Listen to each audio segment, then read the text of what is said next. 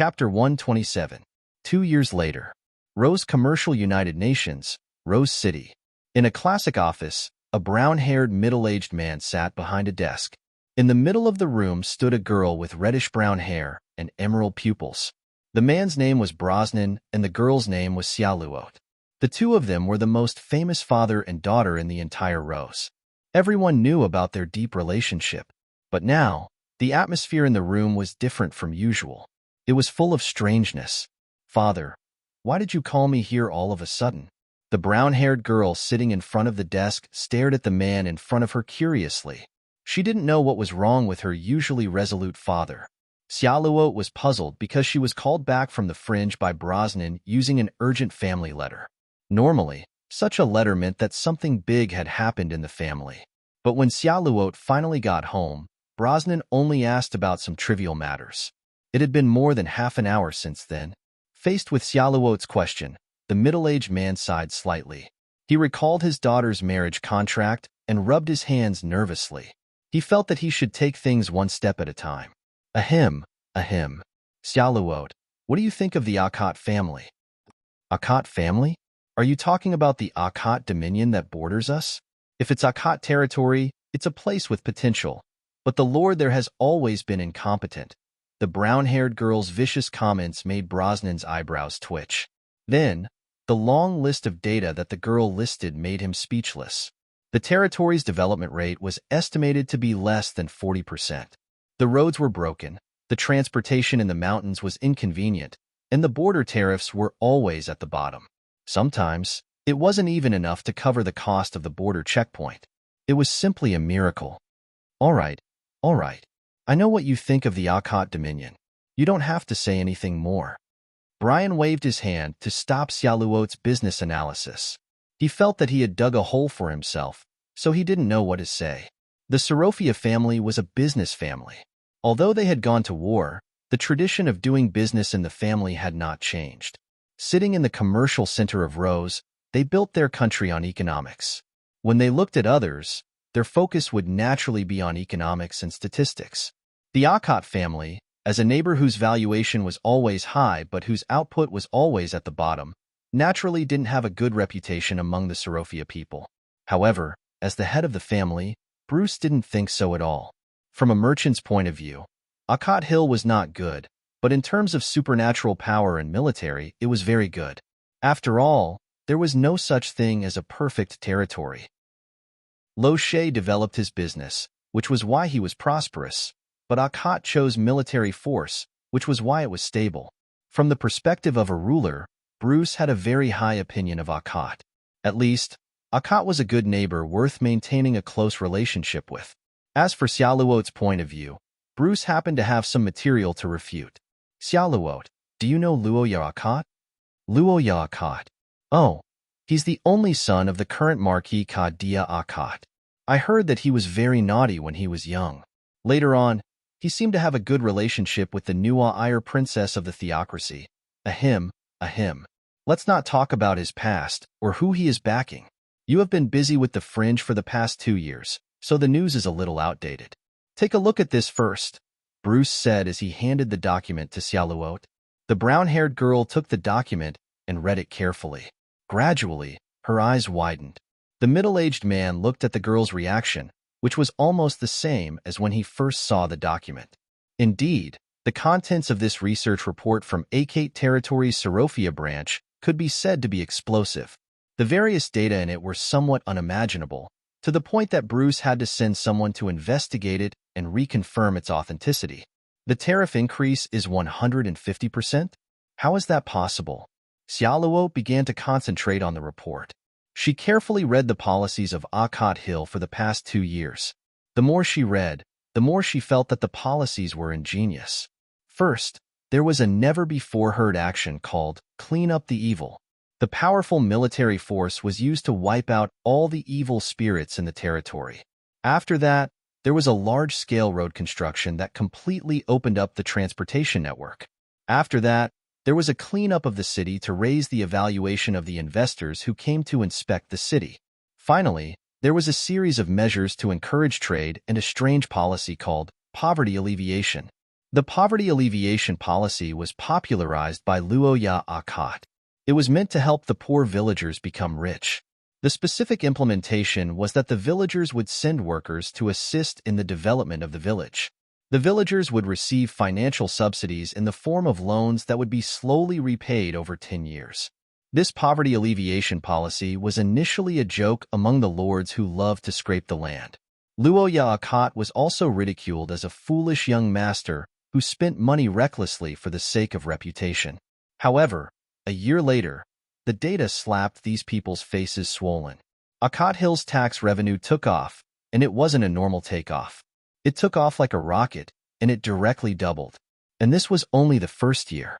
According to the internal documents of the Sorofia Chamber of Commerce, it was estimated that this rapid growth would continue for at least 5 years. How is it? Xiaoluot, do you still think that Luoya Akat is ignorant and incompetent? If this was really a decision made by him, then this person is not simple. Maybe he is a genius. The reddish-brown-haired girl couldn't help but praise. This made Bruce sigh in relief, and he also threw out his trump card. Not only that, Akat Hill recently submitted a cooperative development plan to us. It involves the entire southern part of Akat Hill and northern part of Rose. I think this plan is very good. What do you think? Chapter 128. In the depths of the Holy Capital's palace. Nuwa Iyer? Wait, calm down. Don't. Clang. In a dark room reserved for the banquet, a blonde girl and a black-haired boy stared at each other. 2 years had passed, and both of their appearances had changed a little. The black-haired boy, Luoya, was no exception. 2 years had made his appearance more similar to the one in his past life. He had lost some of his childishness and gained some of the toughness of a man. His face was less adorable, but more handsome and spirited. The biggest change was his height. Luoya had grown a lot in the past 2 years. His body was more slender, and his shoulders were wider. However, because his family had been practicing spells for generations, he had inherited a small bone structure. Therefore, he didn't look very muscular. Luoya had changed a lot, but it was still a little lacking compared to Nuwa Iyer. As the saying goes, a woman changes 18 times between childhood and womanhood. Miss Angel's transformation was also obvious. Her blonde hair was still the same as before, but her temperament had lost a lot of her childishness. Gradually, she began to transform into a mature woman. She had grown taller, and her appearance had also become more mature. Her eyes and smile revealed confidence and dominance, and her aura had become more and more like a queen. She was less adorable than a child, and more attractive than a woman. Especially her chest. It was now a little bigger than the tablet 2 years ago. Simply put, she was becoming more and more beautiful. Looking at Nuwa Iyer's appearance, Luoya would be lying if he said that he wasn't tempted. However, before that, he had to ensure his own safety. That's right. Standing in front of the blonde girl, he could feel that Noelle was too excited, and her emotions were a little out of control. The proof was that the two of them looked at each other for less than 5 seconds, and Miss Angel panted and pushed him to the ground before riding him. Luoya fell to the ground, and the chair fell to the ground with a clang. It was like a heavy hammer hitting the boy's heart. He held his breath and listened carefully. He noticed that no one in the corridor seemed to be coming to check on them. The boy let out a long sigh of relief and wiped his forehead. He couldn't help but look at the girl on top of him. Her cheeks were bright red. Are you crazy?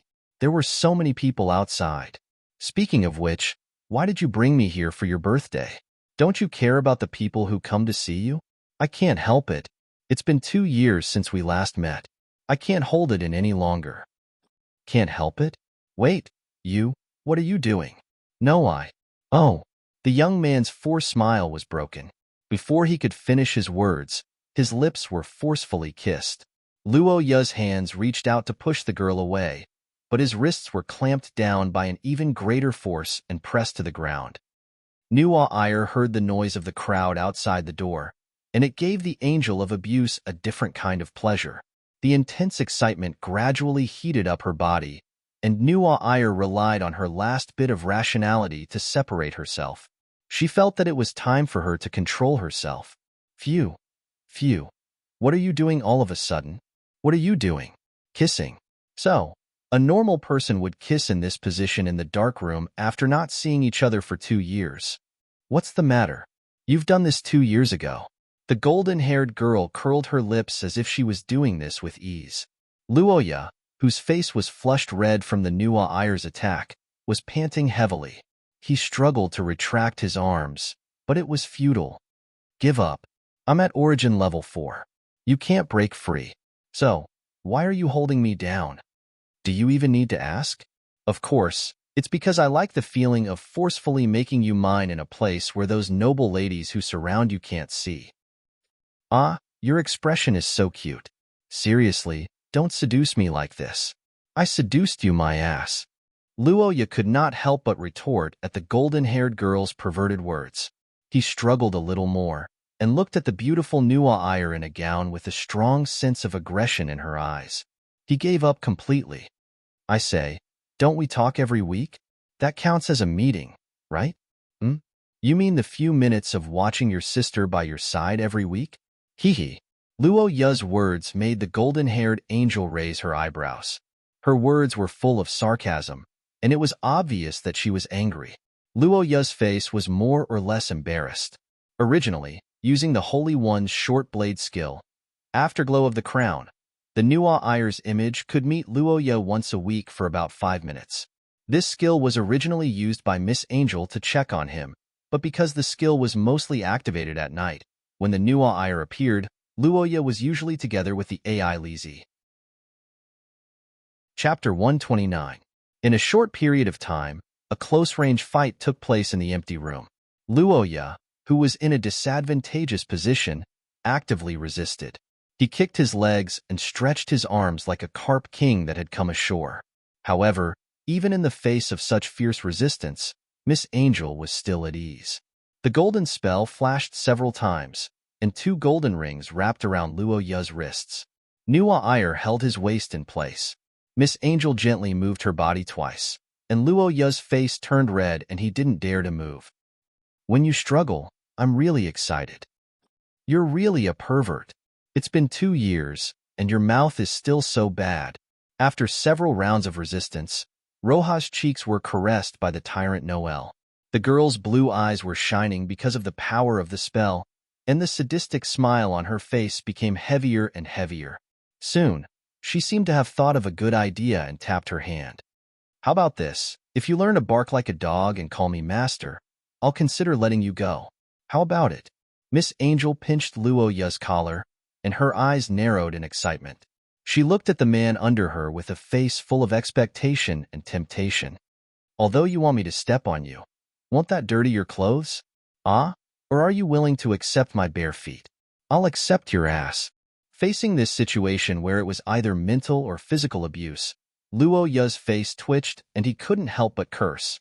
The reason why he resisted so desperately was that he knew that it wouldn't be good if he was dragged in by this masochist. Speaking of which, you killed a lot of mutants in the eastern region, right? Shouldn't your fetish be satisfied? Ah, the screams of those monsters were indeed quite pleasant, but to be honest, they were a little low. Nuwa Ayer rubbed his chin with his finger and blinked, as if he was recalling the feeling of being in a sea of blood and a mountain of corpses. At first, I thought that I would be very excited, but after experiencing it, I felt that it was just a release of the evil and warlike side of my heart. After all, no matter how many dirty wild dogs there are, how can they be compared to my favorite pet? Miss Angel looked down with her burning eyes. She felt that her appetite had been spoiled by Luoya. After tasting the delicacies, that kind of coarse bread is just a temporary buffer. So, what do you think? What do you think? You're such a sadist. Luoya cursed madly in his heart and began to think about how to break out of this situation. However, before he could do anything, a cold voice suddenly came from behind the two of them. Your Highness Nuwa Ayer, can you please stop bullying my elder brother? Tisk. The moment she heard this voice, the golden-haired girl was speechless. She straightened her body and turned around, only to see the silver-haired girl staring at her coldly. 2 years had passed, and AI Lizzie had changed a lot. Her petite body had grown a lot in these 2 years, and she had become more ladylike. Her face had lost some of the fleshy feeling of a child and became more delicate. Her pair of red eyes were still the same, and her temperament, like that of a flower on a high mountain, was more obvious. Now, AI Lizzie's beauty was famous in the theocracy. Her soul-stirring beauty was like a mass-produced machine of love at first sight. Many nobles were addicted to her beauty and desperately tried to curry favor with her. However, in the face of these fanatical pursuers, AI Lizzie did not show any mercy and secretly taught them a lesson many times.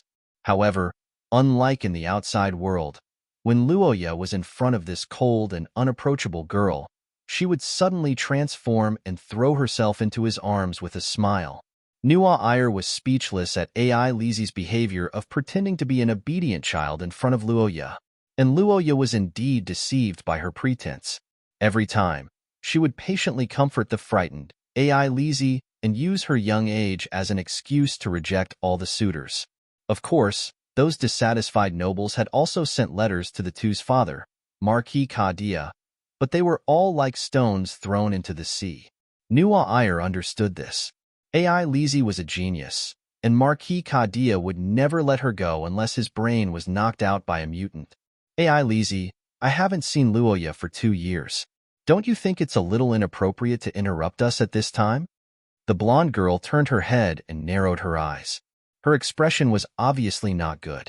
AI Lizzie heard her and said indifferently, I can understand your feelings, Your Highness, but as the main character of the birthday party after 2 years, your absence has caused a commotion. Of course, the most important thing is that Father is back. Father? AI Lizzie's words caused Luoya to react violently. Nuwa Iyer's expression also changed when she heard this. She removed the restraints of the curse, and Luoya immediately sat up. Marquis Kadia had been the logistics department head for the front lines for more than 2 years. During this period, he had only returned home once. It could be said that they rarely met up. Now that he had suddenly returned to the holy capital, it was a pleasant surprise for Luoya. Father is back from the front lines? Didn't he say that he couldn't make it to the birthday party because of a mission? It seems that he completed it ahead of time. Chapter 130. He has a marriage contract? How is that possible? Why don't you know about it? You heard it too. It was a marriage contract signed 100 years ago. Father never mentioned it, so of course I don't know about it. Then what do we do now? It's fine if it's someone else, but it has to be that Sorofia's Xiaoluot. In the palace, Nuwa Iyer and AI Lizzie were blaming each other on both sides of the tea table. The source of their worries was undoubtedly the news brought by Kadia, who rushed back a few days ago. Luoya Akat, the lover of Nuwa Iyer and AI Lizzie, had known them for 3 years. However, a few days ago, during the banquet, he suddenly received an explosive news. He had a fiancée, and this fiancée was a very powerful person. Xiaoluot Sorofia was a beauty whose name spread throughout Xia. It was said that her beauty was as flawless as the fairies in the myths. She was an existence that made people want to give her everything they had when they saw her. She was an existence that would make people burn with love and lust. Of course, this was only her appearance. In terms of status, she was the eldest daughter of the Sorofia family and the future leader of the family. In terms of personal talent, it was said that she was a rare business genius, a top designer, and an artist in the fashion industry. She was an all-rounder that no one could find fault with. It's troublesome. It's really troublesome this time. It's fine if it's someone else, but definitely not Xiaoluot. Your Highness, you've seen her before? Yes, I've seen her once.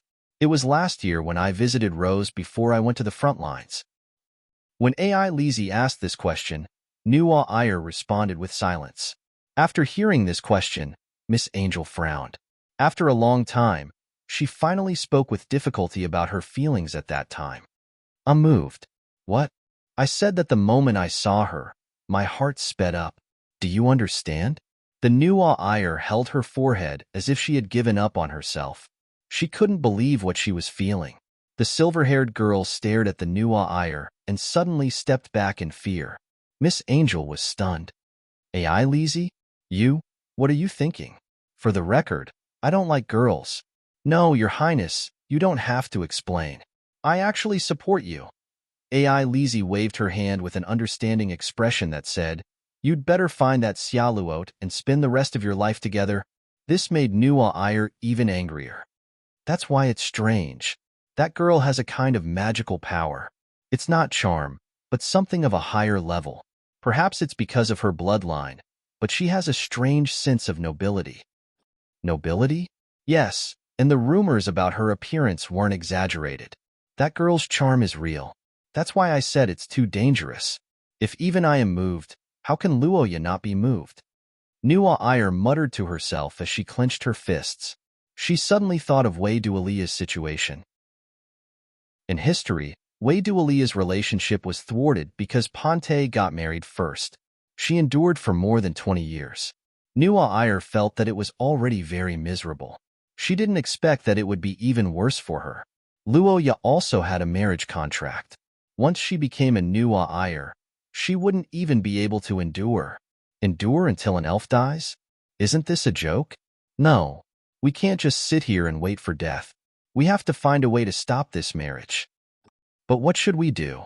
This kind of marriage contract is 100 years old. Elder brother can't unilaterally reject it, right? AI Lizzie's words caused the atmosphere in Nua Iyer's room to become heavy.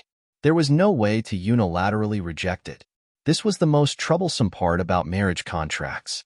Setting aside the novels for now, in reality, almost none of the nobles would break off a marriage contract. The more powerful the nobles were, the more likely they were to break off all pretense of cordiality. At the end of the day, it didn't matter if two people were suitable for each other in a political marriage. As long as the person married into the family, it was fine. Most people would marry in name even if they weren't suitable for each other. For example, Ponte even fulfilled his obligation to have a child. Nua Iyer began to feel dizzy at the thought of Xiaoluot fulfilling her obligation to have Luo Yu's child. AI Lizzie's face also turned pale and her body swayed. The marriage contract must be reasonable. Both parties must agree to it. Luo Yu's side is fine, but Xiaoluot's side is almost impossible. Why? She doesn't even know elder brother, but she wants to marry him? Chapter 131. It's finally here. After 2 years, the flag is here again. In the study of the Akot family, Luo Yu's heart was beating fast as he touched the information in front of him.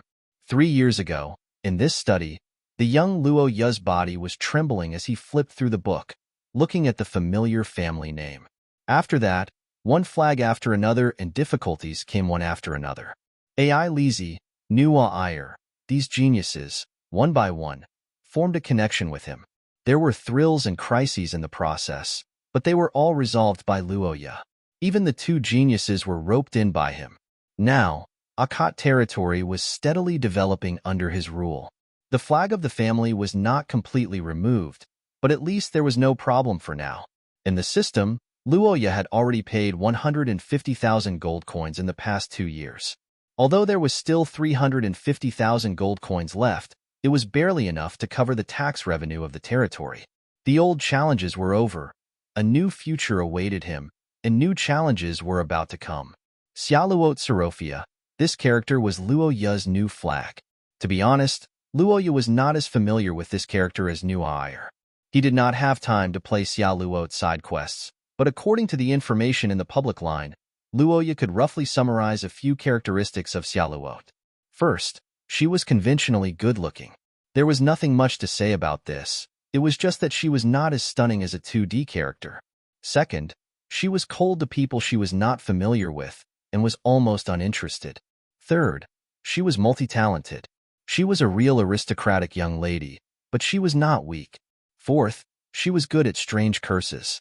Usually, she needed money or gems as a catalyst. Fifth, Xiaoluot was very filial. She had a good relationship with her father, but her family was more chaotic. The black-haired young man racked his brain to recall and finally confirmed these points. He then began to analyze. If he wanted to remove the flag, there was no doubt that favorability was an important indicator. Whether it was AI Lizzie or Nua Iyer, their favorability had been boosted by Luo Yu. Originally, Luo Yu wanted to hide from Nua Iyer, but the results later proved that it was useless. And this time, facing Xia Luot as the betrothed, there was no way he could hide. Betrothed, this was a unique identity. To be honest, Luoya felt that it was a bit troublesome. At the banquet, when Kadia told Luoya about this, Nuwa Iyer and Ai Lizzie had a huge reaction. The blonde girl lost her manners for the first time and anxiously asked Kadia what was going on. The silver-haired girl tugged at Luoya's clothes and was about to cry. Without a doubt, giving up 2 flags for 1 was an unwise move. Luoya did not want to be hated for neglecting Ai Lizzie or Nuwa Iyer one day and then be stabbed in the back. Stabilizing the foundation was what Luoya had to do. And from another point of view, this engagement was also the easiest to remove, because in the original work, Xia Luot clearly hated this engagement.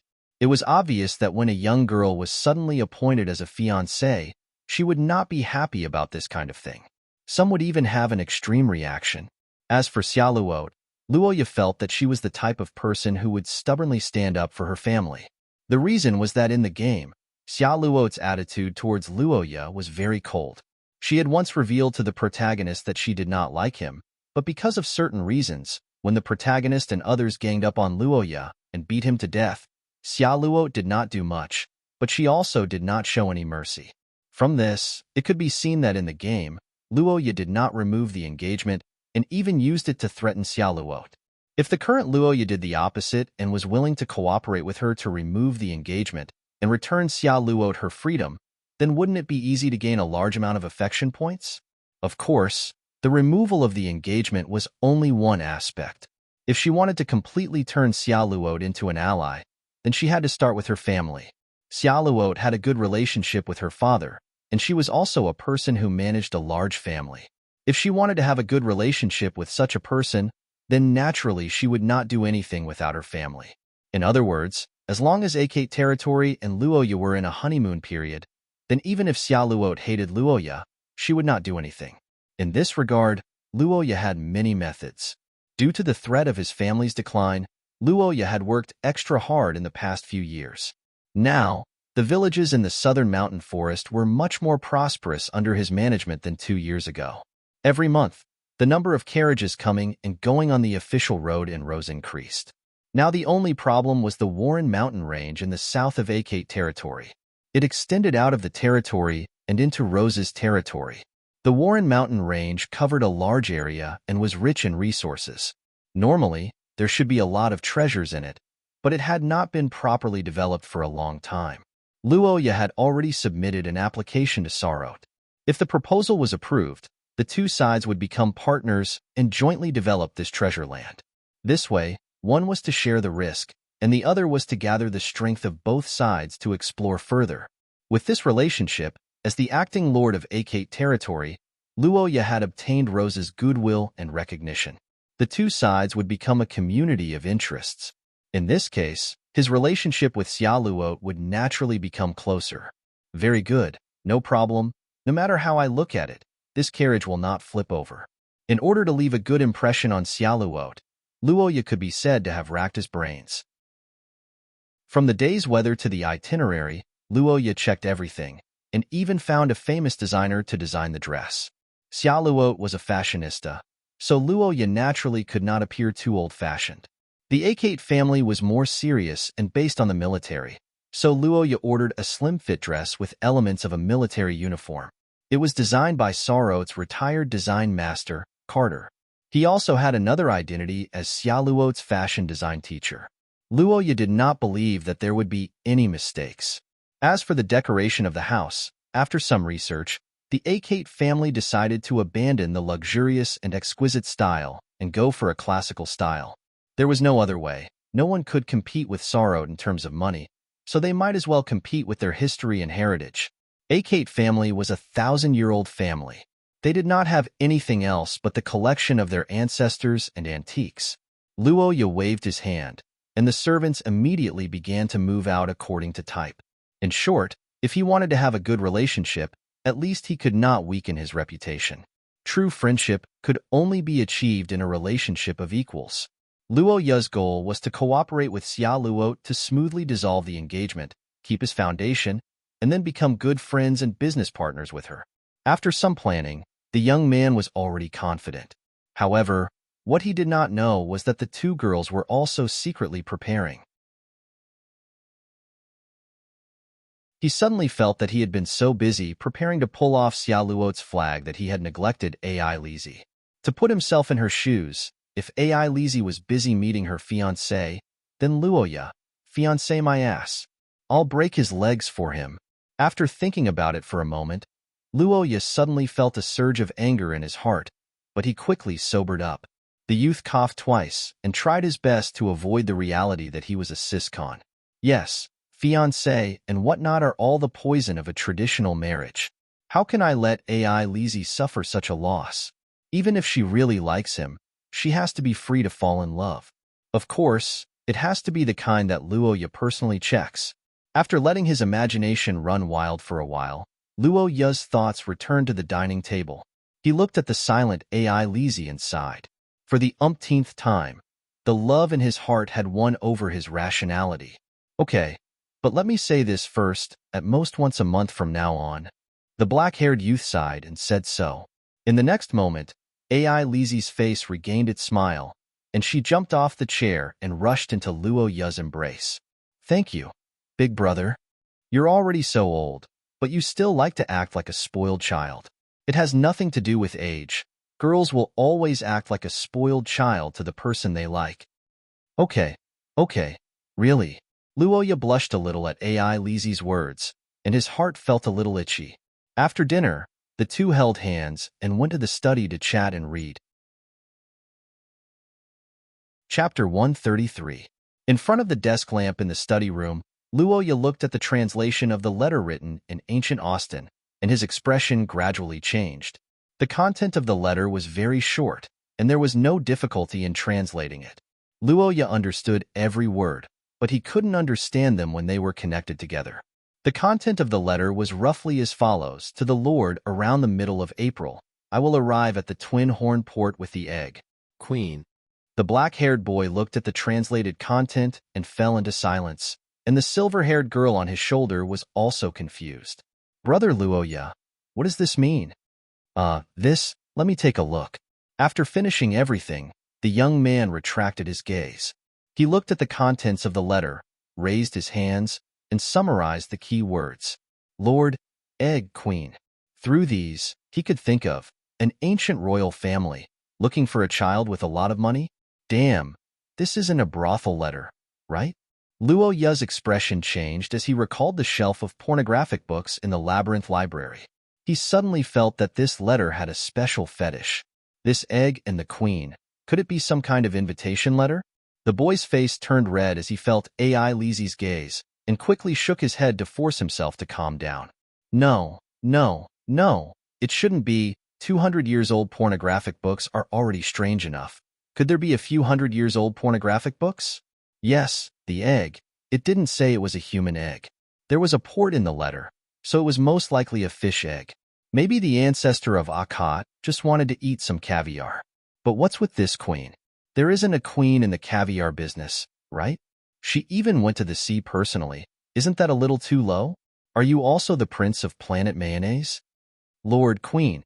It sounds like a chess title. Yes, these titles can't be some kind of code name, right? Luoya blinked as he was reminded by Ai Lizzie's words. The more he thought about it, the more he felt that this was the case.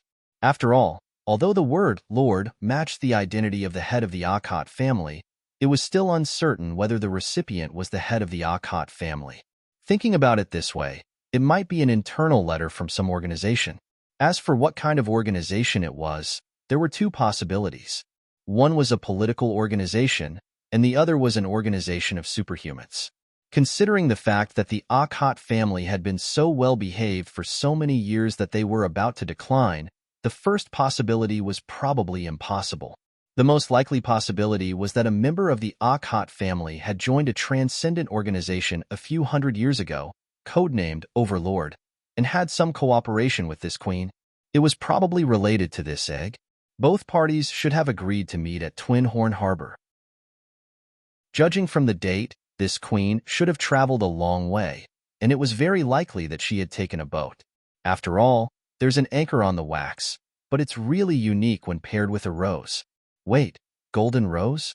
The black-haired youth stared at the pattern on the wax seal and suddenly realized that he seemed to have seen this pattern before. Isn't the golden rose the emblem of the Sorofia family? Sorofia? Big brother, you're saying that this letter is from the Sorofia family? Hearing the name that gave her a headache recently, the silver-haired girl's expression became strange. She looked at the letter on the table and suddenly felt that Luo Yu's praise when she found the item wasn't very good. Can I put it back? AI Lizzie sincerely thought so, but Luo Yu shook his head after thinking for a while. Chapter 134. Xia Luo Sorofia looked up at the starry sky, and she felt a little uneasy. It had been 5 days since Lo She left. Xia Luo's convoy had left the country, crossed the Warren Mountain range between the two territories, and entered the southern part of Akot territory. As a veritable rich family, Sorofia's convoy was obviously different. The dragon-like convoy was followed by a regular guard of 500 people. Although it wasn't a lot, it was quite professional. It was Shiya's most famous mercenary group that specialized in defense. It was a pagan legion that had signed an agreement with Lo She all year round. Their source substance was perseverance, and the god of the source substance was the ancient Mother Earth, who had fallen in the First Era. Generally speaking, the risk of degeneration was very low, and their reliability was very high.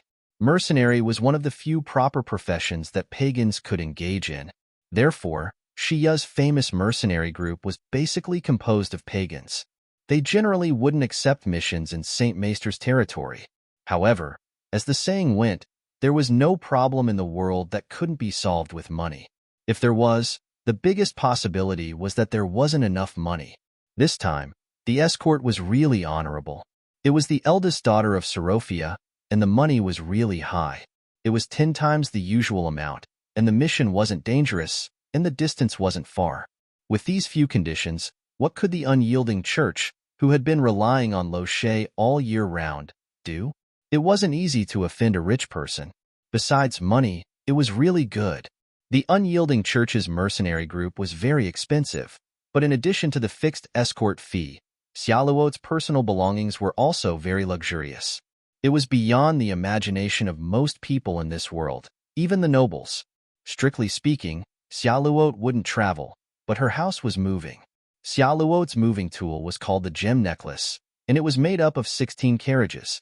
16 carriages, this was the standard for Xia Luo's travel. Each carriage was a large caravan, which was equivalent to a separate room. The bedroom, study, living room, kitchen, and even a small garden for afternoon tea were included in these 16 rooms. However, it was not a big deal if it was only 16 caravans. The great nobles from other places could also get a set, or even bigger and more. The reason why Sorofia's jewel necklace caravan was famous all over the world was because it used a unique spell technique. There was a door in every room of the gemstone necklace caravan, and this door was passable. For example, Xia Luo felt sleepy in the study and wanted to go to the bedroom to sleep. Normally, the motorcade would first stop all the cars and ask the owner to get out of the car and move. However, in the gemstone necklace motorcade, Xia Luo felt completely at home. She could directly go to the bedroom after opening the door and entering the living room. That's right. The spell technique that allowed one to jump between carriages was the true uniqueness of the gemstone necklace. Compared to that, the luxurious and exquisite decorations in the carriages were a drop in the bucket. Therefore, unless Charlotte took the initiative to step out of the carriage, she wouldn't be able to feel any sense of reality. And now, it was Xia Luo's rare time to walk out of the carriage. Looking at the stars in the sky, the brown-haired girl did not have her usual confidence and boldness. On the contrary, she was somewhat confused and even weak. A marriage contract was not something that could be easily ignored by any girl. In Shiya, where political marriages were popular, traditional marriages based on benefits had always been common among the nobles. It could be said that the marriage contract was born for this reason. From the moment it was born, it was based on benefits. Therefore, it did not need to consider the feelings of both parties. Everyone in the marriage contract was purely a condition in order to achieve a result that was in line with their interests. Xiaoluo had a sense of fear and natural resistance to marriage contracts. It was just like any young girl who suddenly found out that she was going to become husband and wife with someone she did not know. It was natural for her to refuse. And from the experience of her family, Xiaoluo did not think that this kind of abnormal product could breed happiness. Xiaoluo's mother was the best example. She was born in a great noble family in the Austin Empire. Because of the marriage contract, she married her father, Bruce, with the purpose of easing the long, stiff relationship between Lo She and the Austin Empire. It turned out that this goal was achieved, but the price was that Xiaoluo's family was completely broken. Xiaoluo's mother was a believer in the Austin Empire's orthodoxy. She was stubbornly biased against Lo She. After giving birth to Xiaoluo, she was not even willing to raise her by herself. After a few years, she returned to the country and lived separately. Xiaoluo and her father, Bruce, depended on each other for survival. The relationship between father and daughter was very good, but Xiaoluo's only memory of her mother was a few years ago when she visited the Austin Empire. That woman looked at her indifferently and did not smile. Her family made Xiaoluo have a natural dislike of traditional marriage, but Xiaoluo's experience in this regard was not limited to that. Sorofia was a great family, and Xiaoluo had many relatives.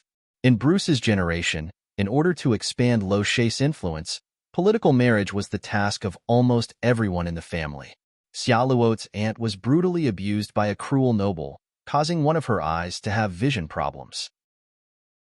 Her cousin also stayed alone in an empty house for many years because of her dissolute husband, and she still did not have a child.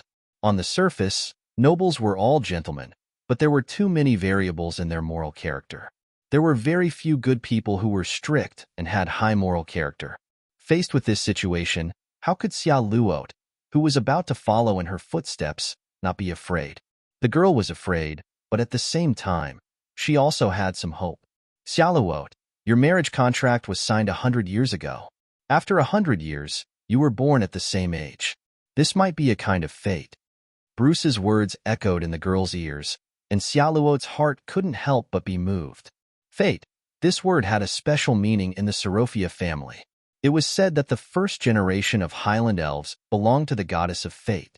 They were existences who could see the flow of fate, and were also the origin of prophecy and divination. This word had a unique charm. Although it was small, it did move Xiaoluo's heart, and made her yearn and fantasize that should belong to a girl of her age. What if this boy who was the same age as her wasn't so terrible? Although the previous rumors about Roja were unbearable, but since more than 2 years ago, Sorofia's investigation documents gradually had a good evaluation. Now that he is the acting lord, he should have some achievements, so there is nothing wrong with meeting him a little, right? At the very least, this was someone who was the same age as Xiaoluo, and not the age of the other country's royalty, who often jumped from 30 to 30. In terms of appearance, Xiaoluo didn't have high requirements. In fact, she didn't care about strength either. As long as he was upright, honest, kind, and could give her happiness and a complete and harmonious family, she was willing to give it a try. For this reason, she specially sent her personal maid to investigate. Gulacy, you have to help me look carefully. Under the night sky, the girl whispered softly, and her words traveled far with the wind. Chapter 135. Gulacy Sadie, the second daughter of the famous Sadie family in Rosetta. She had been hired by the Sorofia family since she was a young girl, and had accompanied Xiaoluo since she was young. Like any maid who had accompanied their master since they were young, Gulacy and Xiaoluo had a deep relationship. This deep relationship was also the reason why Gulacy still insisted on staying by Xiaoluo's side. Gulacy was born in a transcendent family and was naturally gifted. Under Sorofia's nurturing, she had reached source rank 3 before the age of 30. Although it was partly due to the resources, with such strength at such a young age, she could easily become a powerful person in Rosetta and take charge of a department or even an army. However, under such circumstances, Gulacy had rejected all invitations, even orders from her family. Don't go. For years ago, when the 8-year-old Charlotte had shakily grabbed her sleeve and choked with sobs, Grace had already made her choice. Although she was a maid, she still had the feelings of an elder sister towards her family's young miss. The relationship between the two of them was not so much that of a master and servant, but more like that of a sister.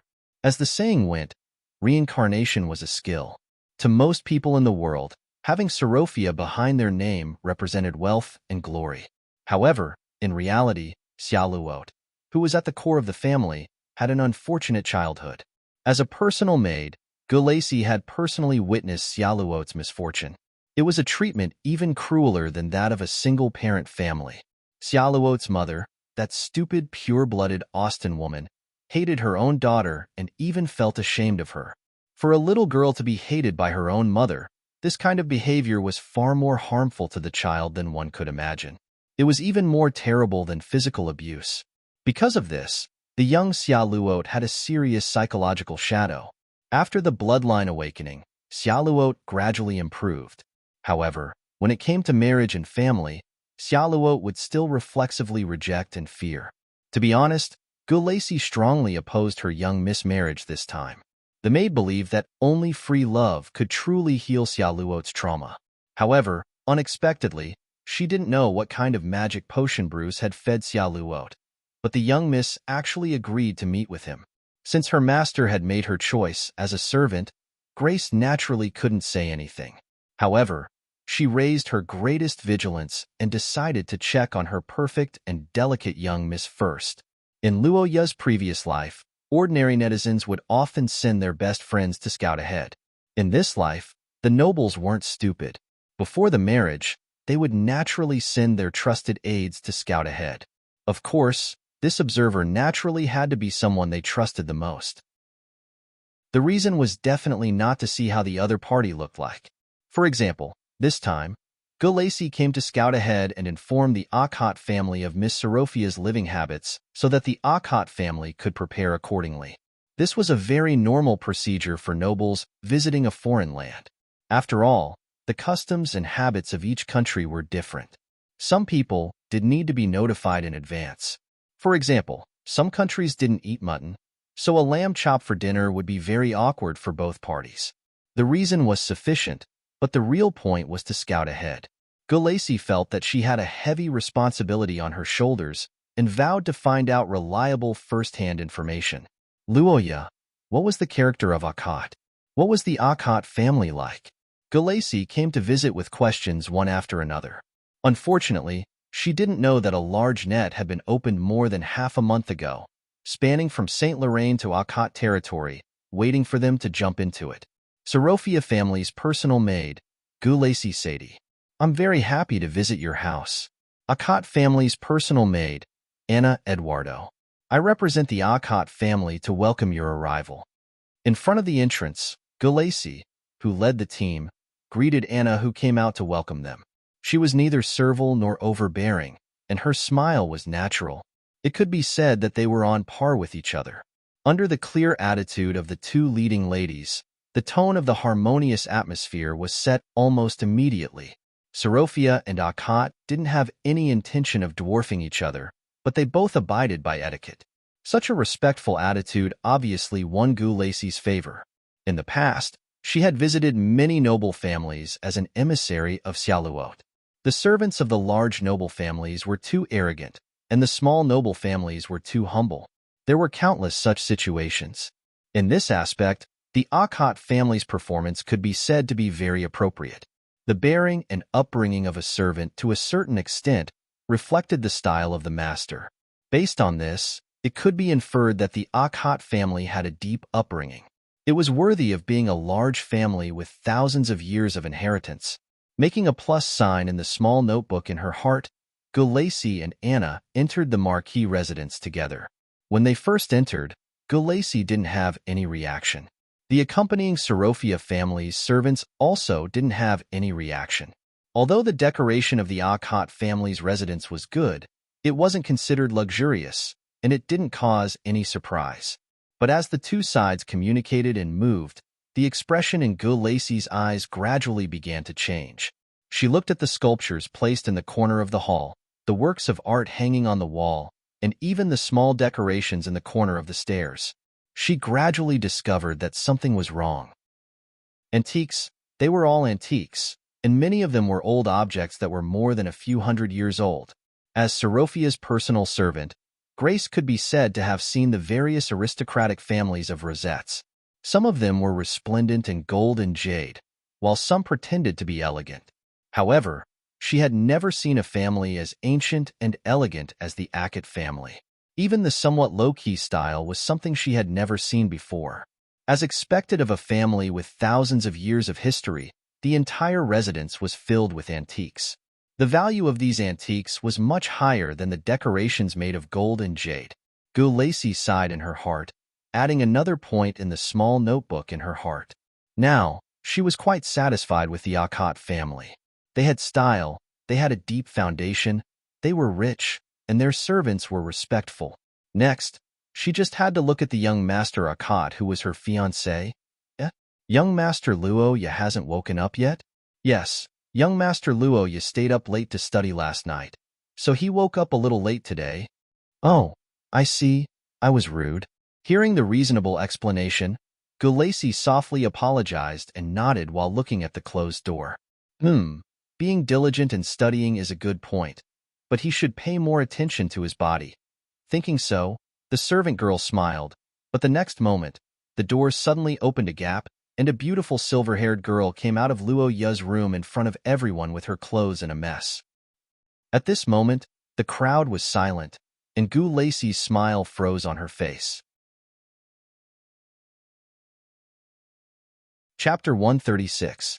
The moment she saw AI Lizzie, Gulacy's brain froze for a whole second. This was a huge mistake for her as in Source Rank 3. From this, one could see how much of an impact this scene had on her. Studied too late last night? What did she study? Was it physiology? Grace froze. Behind her, the servants of the Serophia family froze. The servants of both families in the corridor collectively stared at the silver-haired beauty whose hair was somewhat disheveled. This behavior also attracted her attention. The soul-stirring young lady turned her head. When she saw Gulacy and the others, her eyes flashed with doubt. She lightly opened her mouth as if she was the mistress of this place. Anna? Who are they? Miss AI Lizzie, these are the guests of the Serophia family. They are the servants of Miss Yaluot, who is engaged to young master. Anna, who had been well-mannered since they met, seemed to be a little embarrassed in this situation. She hurriedly stepped forward to block Gulacy's line of sight. Then, she forced a smile and explained. This is Miss AI Lizzie of our Ackett family. She is the younger sister of Luoya. They usually have a good relationship and often read books together until late at night. Younger sister? Read books until late at night? When Anna said that the girl in front of her was Luoya's younger sister, even Gulacy couldn't help but widen her eyes and exclaim in her heart.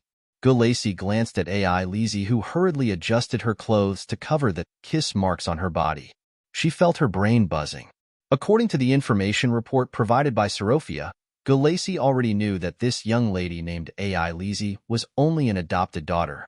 She had no blood relationship with Luoya, but even so, the two of them were still considered to belong to the same family. How could she act so recklessly? An abnormal relationship between a man and a woman within the family was undoubtedly a taboo topic for Gulacy.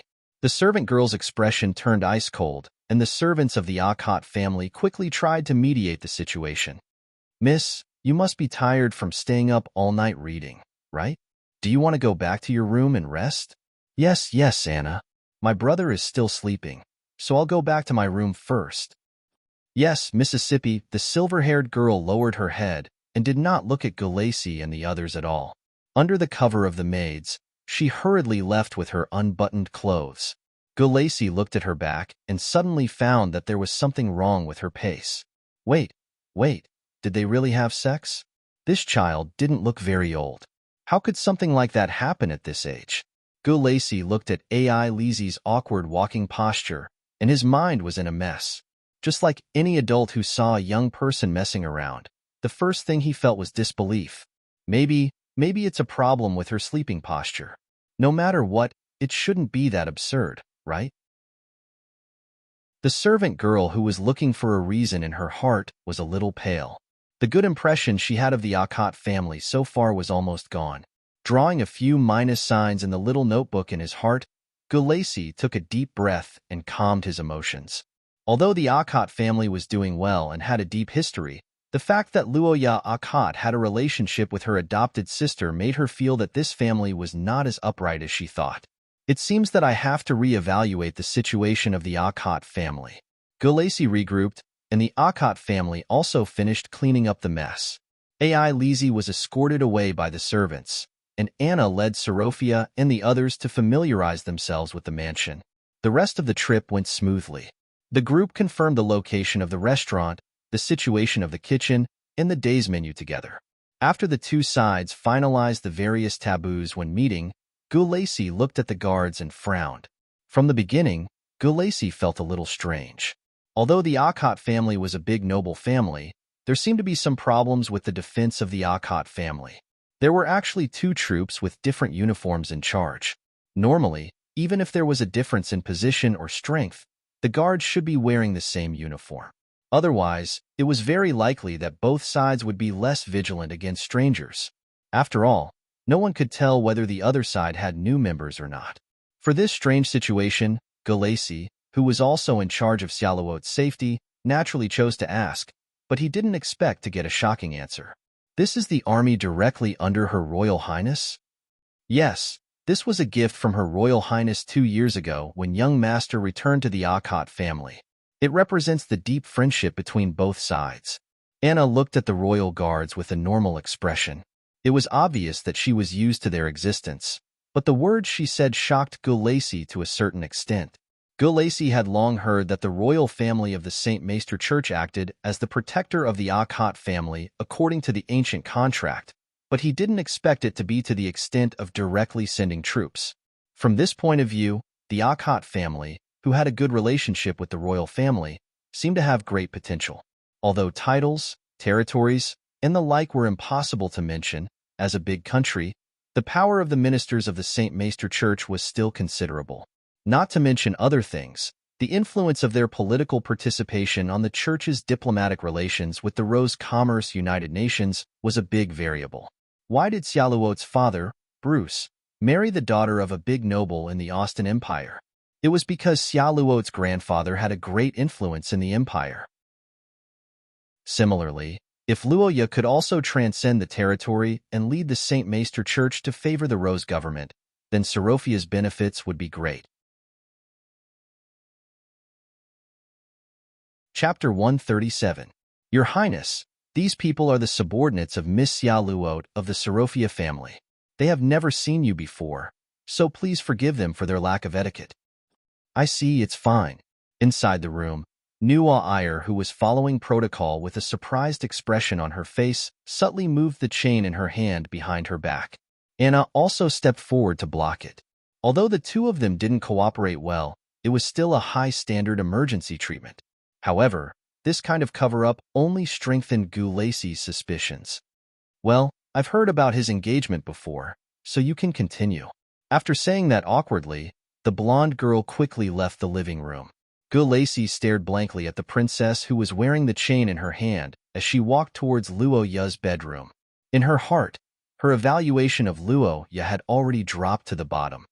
This is one of the skills of the Saint's Dagger. It allows the projection of the princess to visit the young master. They have been good friends ever since they met, and they even write letters to each other every week. Hee. After Nuwa Iyer left, Anna squeezed out a smile and tried her best to smooth things over. The servants of the Akot family also laughed along. Hearing these words, Gulacy's heart sank to the bottom. Originally, Gulacy thought that the Akot family was trying to enter the core of the theocracy to seize benefits. However, after seeing the situation just now, she felt that it was more likely the other way around. The royal family was secretly controlling the local Akot family and subduing the heir Luoya. Thinking about it this way, it was only natural that they would protect Luoya. The more Gulacy thought about it, the more she felt that this was the case. Although it was only a short time, she had already experienced the demeanor of the heir of the theocracy of Saint Mestre. The strong aura of a leader was obvious to all. It contained both sacredness and aggressiveness. How could such an emperor be conquered by a man? not to mention a man who had an ambiguous relationship with his sister. After that, it was almost noon. When Gulacy and the others were about to leave, they met a black-haired, golden-eyed young man in the hall. It had to be said that Luo Ye's appearance had left a deep impression on Gulacy, but after experiencing all kinds of things, she was even more convinced that this young man was a gigolo. Gulacy, who felt that he had seen enough of the truth, didn't want to stay any longer. After more than an hour of discussion, some of them directly bid farewell to Anna. "Thank you for your hard work, Miss Gulacy." "Not at all. It's my duty to investigate these things." Gulacy waved his hand meaningfully and said goodbye to Anna, who seemed to have heaved a sigh of relief. When he walked out of the courtyard with his men, he saw a few maids drying sheets.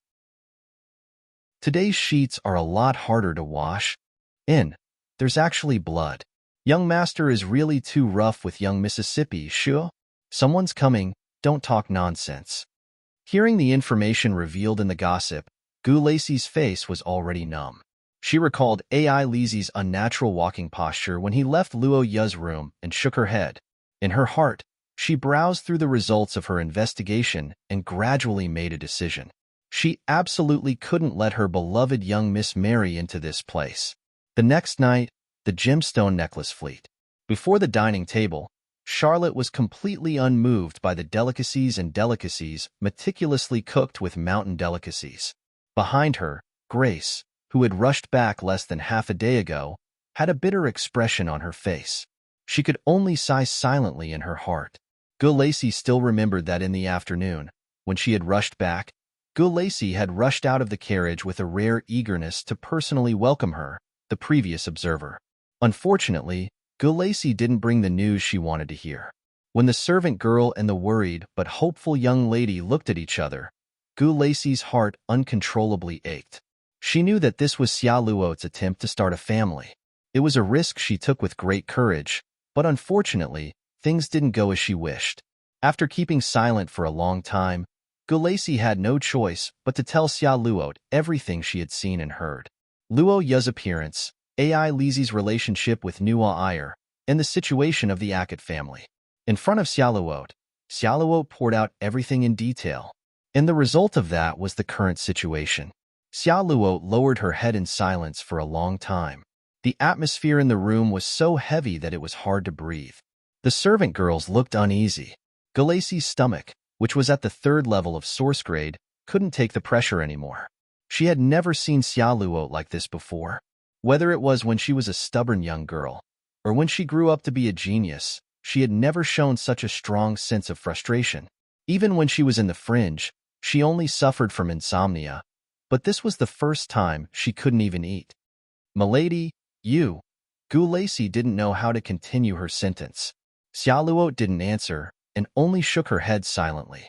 Sometimes, occasionally, Xia Luo felt that she was a person who had been abandoned by fate. Glory, splendor, wealth, and fortune.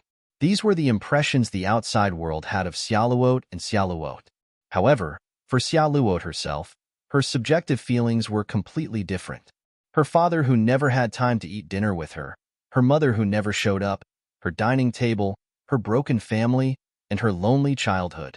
Those were the components of Xia Luo's childhood. Of course, as a member of Sarot's clan, Xia Luo had never lacked in material things. When she was young, she often used this to comfort herself, and the people around her would often tell her that she was blessed. She could afford expensive clothes that ordinary people couldn't even afford with their lifetime savings. She lived in a place that was comparable to the royal palaces of other nations. Her food was meticulously prepared by famous chefs. When she went out, she was accompanied by the best of the best. Therefore, Xia Luo was blessed. And when she heard the people around her say so, she had always believed so. Chapter 138. In the tea room of Akat's house, Luoya glanced at the 2 girls across the table who were obviously not right. His small eyes were full of doubts. What's going on? What's going on today? Luoya, who had just woken up, frowned and began to recall the previous situation. Last night, the silver-haired girl who was supposed to sleep with the boy didn't arrive on time.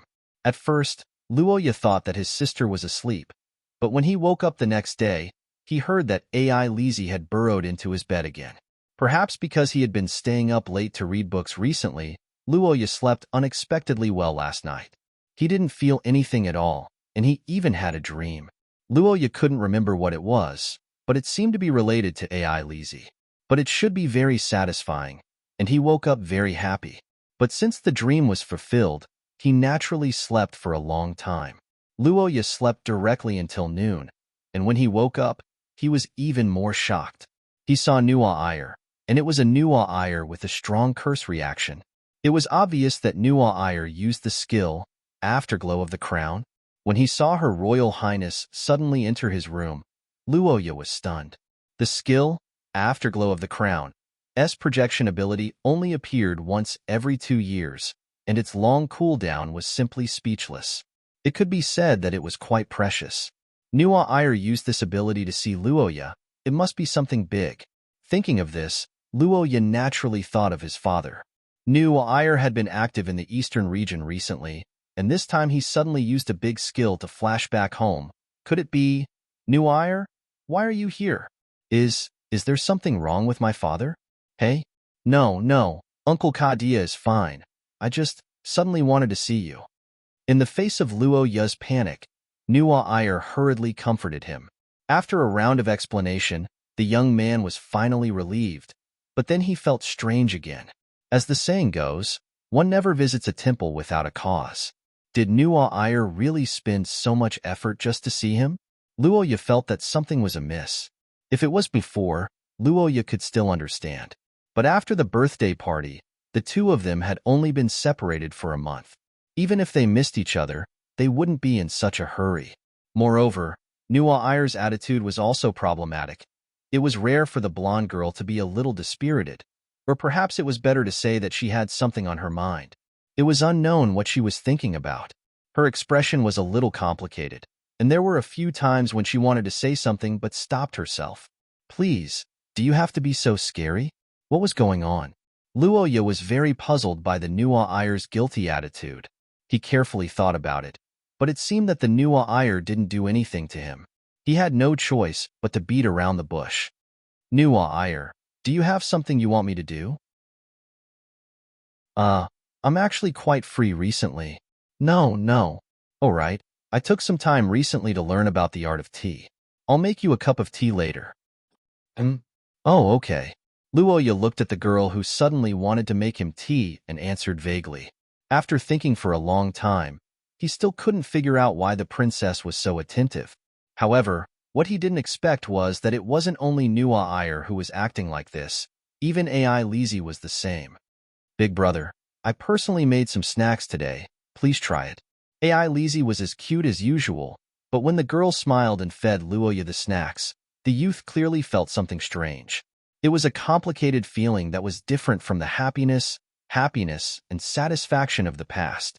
AI Lizzie had lived with Luoya for 3 years, and the girl was conceited enough to know everything about Luoya's life.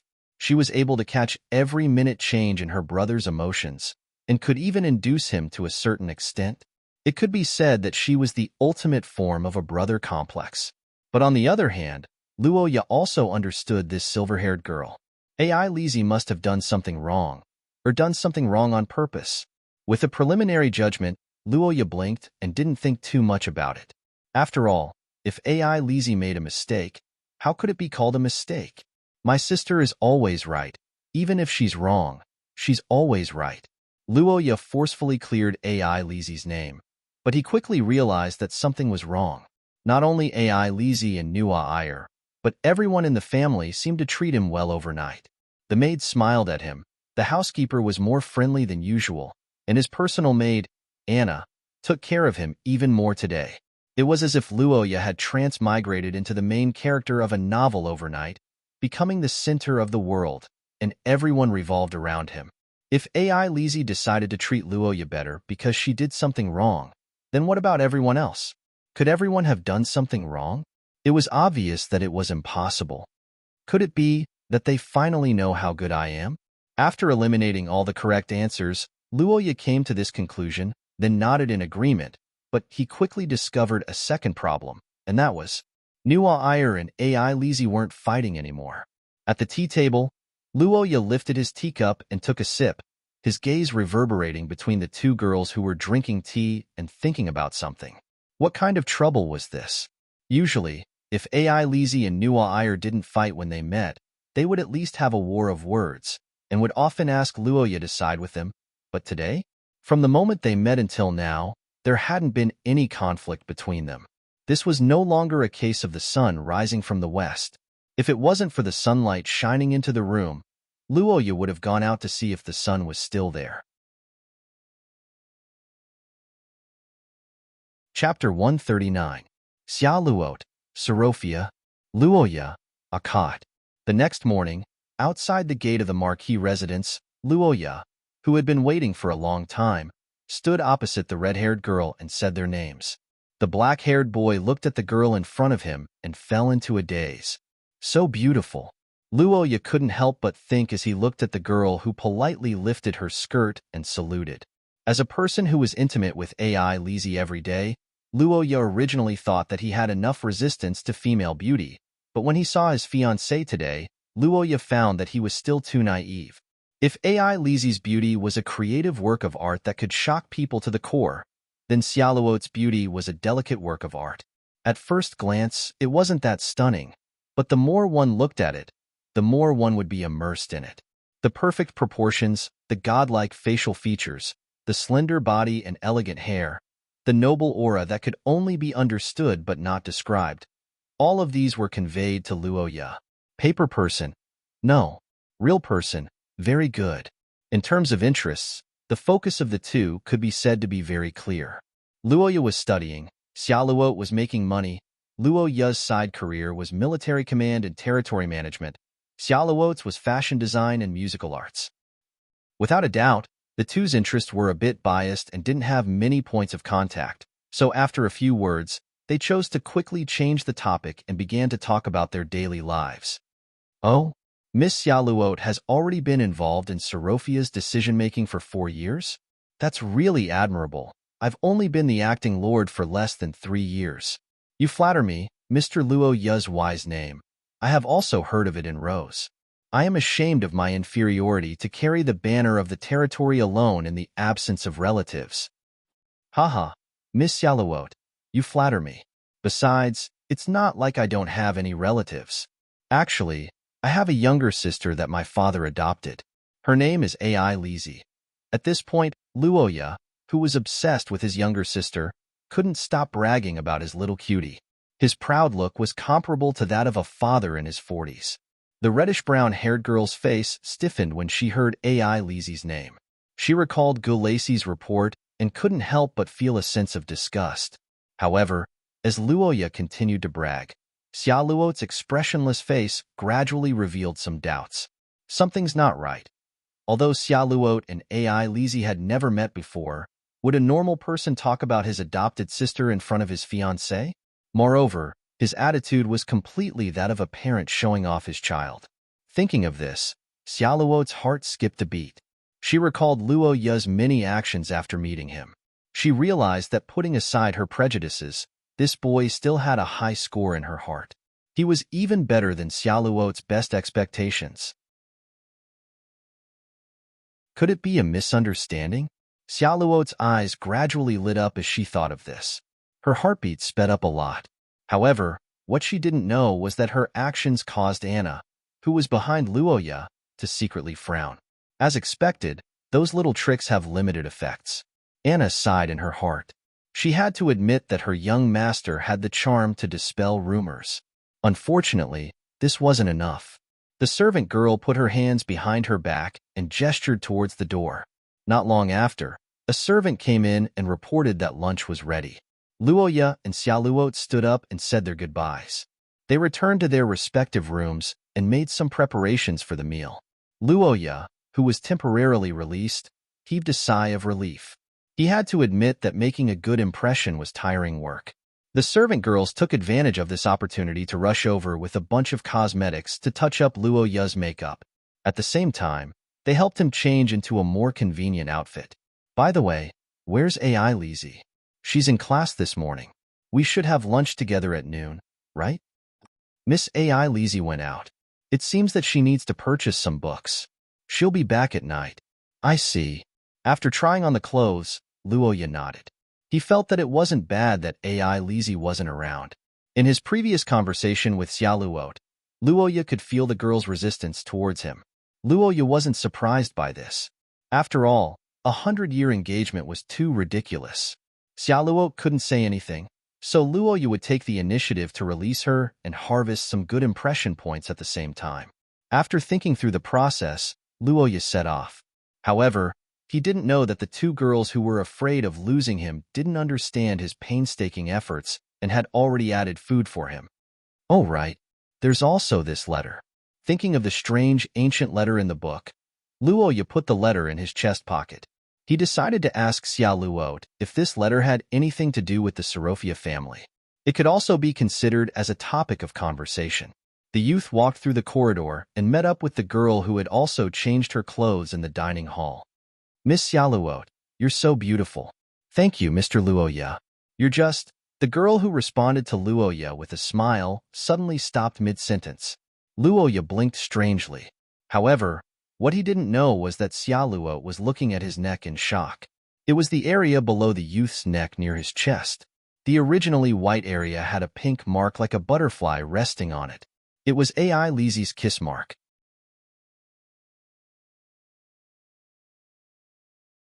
Chapter 140.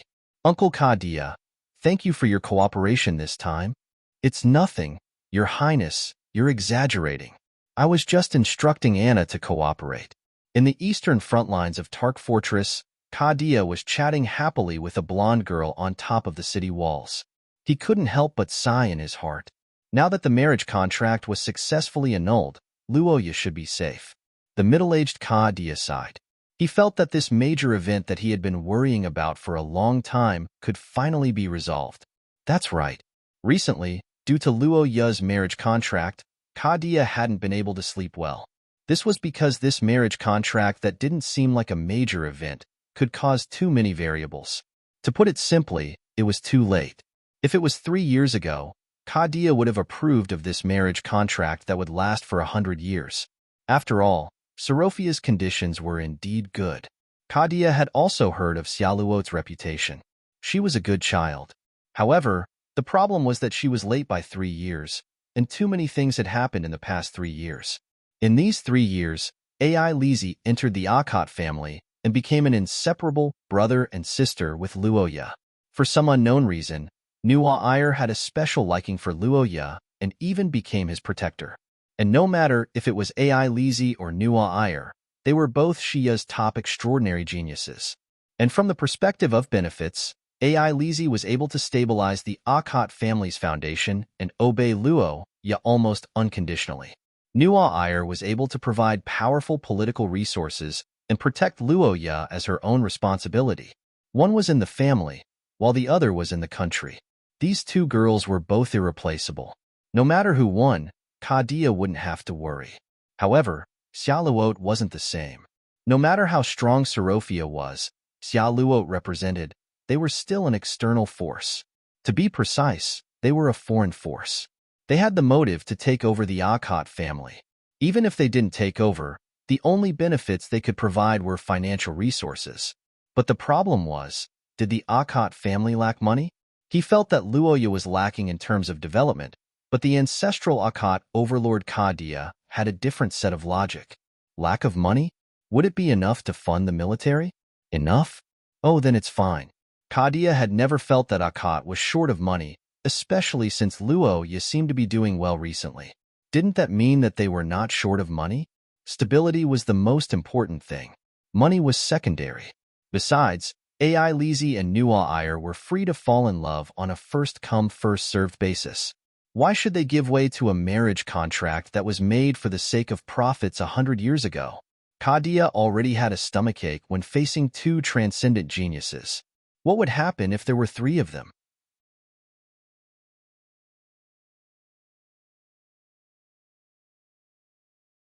Chapter 141. What are you looking at? Disperse. You? What are you laughing at? Your face looks like a chrysanthemum. Don't laugh. On the first day of his meeting with Xiaoluot, Luoya had a hard time eating lunch. He felt like his stomach was going to hurt. Damn, why is it so shameful? I feel like I'm going to die. When the black-haired teenager looked at the chef who was explaining the fish steak in detail with a smile on his face, and listened to the musician who came from afar from Lorraine perform with a smirk on his face, he could always recall the moment when he was standing in the middle of the room and being stared at by everyone. That stinking woman. How could he just leave me behind like this? This is too much of a trap. That's right. Although Luoya wanted to erase Xia Luo's public execution from his mind and firmly lock it in the trash heap of his dark history, everything became very difficult because of Xia Luo's escape. Why does the empty chair opposite me feel so mocking? Aw, don't let me remember. Rohan gnashed his teeth as he ate. He was going crazy from time to time. Under the eyes of nearly 100 people, he forcefully used his bloodline ability to embarrass himself 3 times. Xia Luo's performance made the youth's head hurt. Even if the people present were his own people, Luoya couldn't stand it, especially when they stared at Luoya with strange smiles. It's an attack. It must be a substitute attack. The overheated Luoya forced himself not to run away like Xia Luo, but even so, he was a little numb. At the same time, he was also puzzled. That is, what's going on with that deceptive divination? After drinking a mouthful of cold honey wine, Luoya exhaled a long breath and began to think about how to deal with the current situation. Normally, in the original work, the marriage contract between Luoya and Xia Luo should have been maintained, and it was very likely that Luoya unilaterally didn't agree to break off the engagement. Then, if he wanted to remove this flag, Luoya should have peacefully gotten rid of this century-old trouble. But now, Xia Luo's operation was like chopping wires with a kitchen knife. The sparks and lightning along the way proved the beautiful future of the two's marriage. Luoya was stunned by this reverse operation. He had never seen such a scene before. She did want to break off the engagement at first, but the result? Luoya scratched his head and felt that it was really too difficult. With his good hand, Xia Luo didn't even need to cooperate. But now? Roha only had 1 card left in his hand. Charlotte threw 3 bombs. Then the two of them held their cards and waited for death. No one is allowed to speak of what happened today. That's an accident, understand? After lunch, Luoya urgently gathered everyone present and repeatedly emphasized that it was an accident with the spell and that the result was wrong, but it was obvious that this warning had limited effect. On the other side, Xia Luo, who had escaped back to her room, was still feeling depressed. "Miss, come out. We didn't laugh at you." In the room, Gu Lacey looked at the girl who had wrapped herself in the quilt and sighed helplessly. She didn't expect that Xia Luo would end up like this after using the Arbiter of Fate. Using the Arbiter of Fate bloodline to perform a fate divination would consume Xia Luo's spell power, and now the girl was unwilling to eat because of embarrassment. If this went on, even if Miss couldn't get out of bed tomorrow morning, she would at least feel dizzy. Gu Lacey thought of a way to comfort Xia Luo, but before she could say anything, the girl spoke first. "Gu Lacey, what do you think of the result of my divination?" The girl's trembling voice came out from under the quilt. The servant girl pondered for a moment and said from a professional point of view, "It has a certain reference value, but there's no guarantee of the result. In the end, Miss, what you're doing is just a rough divination with no cost and no clear goal. This kind of divination has low credibility and the success rate isn't high, and there are many loopholes. For example, the influence of the weather, the influence of the diviner's bloodline and source substance. As for specific problems, even if the divination result is correct, there are many loopholes." It had to be said that Xia Luo's questions in a hurry were mostly vague. The result of the divination was that both parties would be happy, but what was the specific definition of happiness? The divination said that 2 people would love each other, but how long would they love each other? Some couples felt that as long as they didn't interfere with each other like outsiders, they would be happy. Some loved each other for only a few days and then abandoned each other. These 2 possibilities were common among the nobles. From this, it could be concluded that Xia Luo's divination was actually meaningless. Is that so?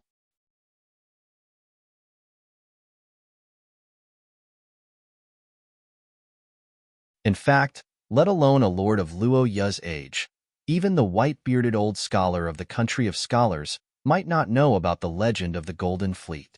That's right, the story of the Golden Fleet was not history. It had already reached the realm of legends. The reason was that there were no relevant documents passed down.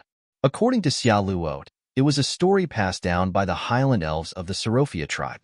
The time of the story was roughly estimated to be around 200 to 300 of the Third Era, which was about 700 to 800 years ago. There were different opinions on the location, but the mainstream view was that the current Rose Commercial Union was further south, in the territory of the Mandel Kingdom. Of course, this nuisance of a kingdom's history was only 200 years old, so it definitely had nothing to do with the Golden Fleet. However, there were some ancient legends circulating in the local area. For example, the Mandel Kingdom was once the site of a great kingdom. From time to time, there were some strange items unearthed, but the overall value was not high, so the country did not pay much attention to it. Unlike the local rumors that were so rough that only a few sentences were left, the legend of the Serophia tribe was more complete. Just like the records of the Third Era in history, the ancient Austenite Empire had gone through a long journey of migration, and after a few changes of rulers, their organizational strength and discipline had collapsed. When humans arrived at the paradise in the West, they immediately split up. Other than a group of die-hard loyalists of the Austen Empire, each leader led their own supporters to explore the new world. One of them was a tribe with Highland Elven blood. This tribe was different from the other splinter groups. Strictly speaking, they were not a peasant rebellion, but a technical team. This group of people was a research ship, or rather, many of them were part of the ancient Austen Empire's navy. In the Second Era, the vast ancient Austen Empire had a period of great adventure. People dreamed of exploring the world, excavating ancient ruins, and becoming rich overnight. Groups of adventurers advanced to the end of the horizon and the vast land. It was a bit like the era of the great geographical discovery in Luo Yu's previous life. In this era, the navy of the ancient Austenian Empire was very praiseworthy. According to historical records, they once fought a war with the scaled race and the sea monsters that invaded the land. They won the war and drove them out of the coastal waters, making great contributions to the expansion of human activities. Although Luo Yu did not know the combat power of the scaled race and the sea monsters, he could understand that they were probably very fierce since they were an ancient race. The Imperial Navy could press their heads and beat them up, so their overall strength should be quite impressive.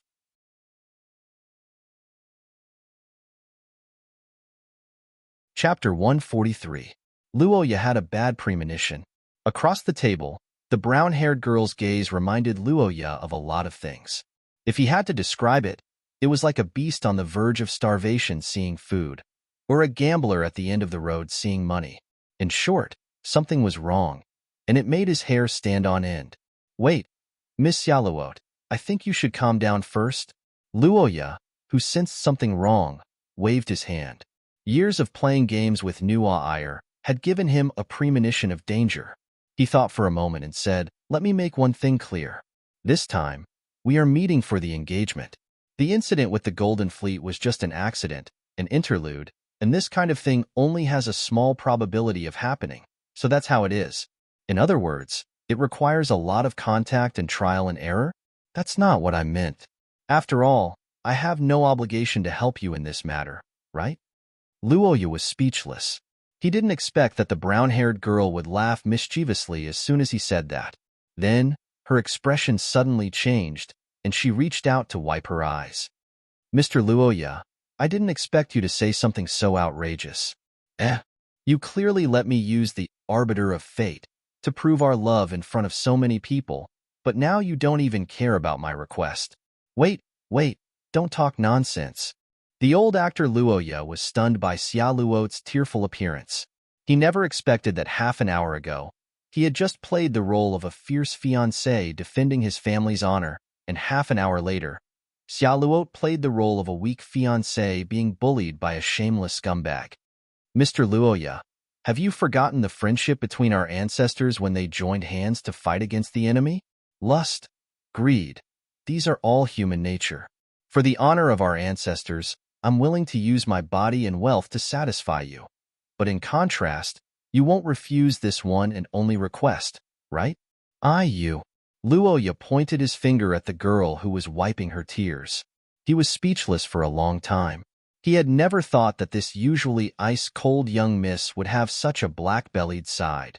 Her fake crying was more real than her real crying. I'm warning you. Enough is enough. You know the situation of our engagement. Half an hour ago, you wanted to buy it with money. I deeply regret that matter, but I realize that I'm not the only one who wants to break off the engagement. The beautiful eldest miss lowered her hand that was covering her eyes. With a smile that was not a smile, she glanced at the stiff-faced Luoya. The market environment depends on the relationship between supply and demand. I seem to have misjudged the situation before and almost lost 500,000 gold coins for nothing. But that won't happen now. Mr. Luoya, what's your impression of me? Xia Luo narrowed her eyes and glanced at the young man opposite her.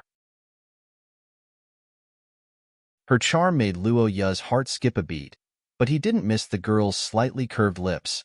"TSK, this girl? My impression of you? Hee. Sure. Miss Xia Luo wants to hear the truth? Of course. Then I'll be frank, Miss Xia Luo.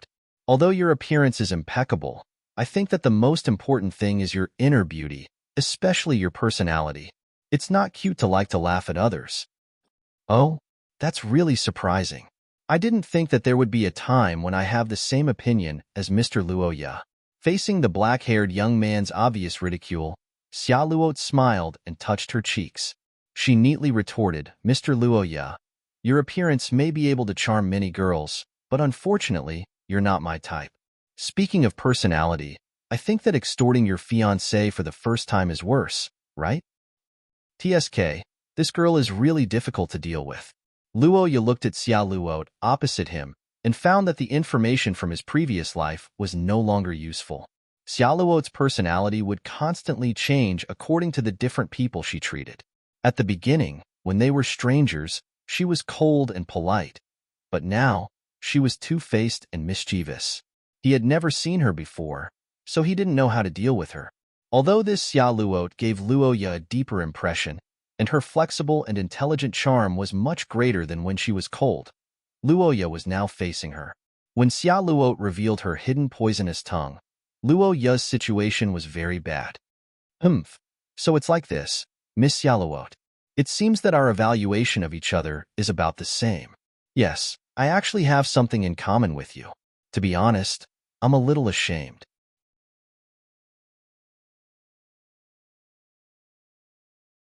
Chapter 144. Holding hands. This was a word with many meanings.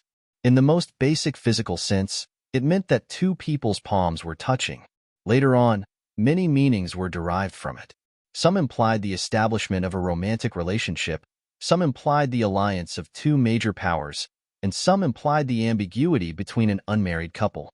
Unfortunately, Luoya and Xia Luo were exceptions.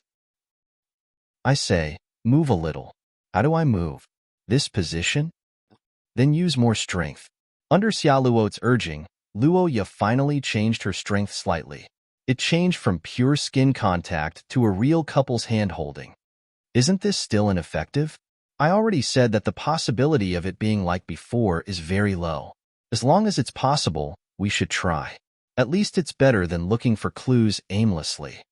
Holding Xia Luo's cold and soft hand, Luoya's expression didn't change, but she couldn't help but feel a little restless inside. Putting her personality aside, Xia Luo's body was truly exquisite. This kind of perfection didn't only satisfy the visual sense, but also the sense of touch and smell. Her skin was smooth and soft, just like the silk fabric in clothes. If one got close to her, they would smell a natural and gentle fragrance. Standing next to Xia Luo, who was the standard pure and unsullied young mistress, to be honest, it was quite alluring. Luoya complained, but her body was honestly enjoying it. On the other hand, Xia Luo was in a different situation. Currently, the young girl was lowering her head and thinking about her next plan. As expected, I still need to have deeper contact with her? Xia Luo recalled the various divination and prophecy spells that she had learned. She couldn't help but admit that the level of two holding hands was too low. In the oldest records, in order to obtain spirit vision, the spellcasters even had to drink the blood of their target. Of course, This method was too primitive and barbaric.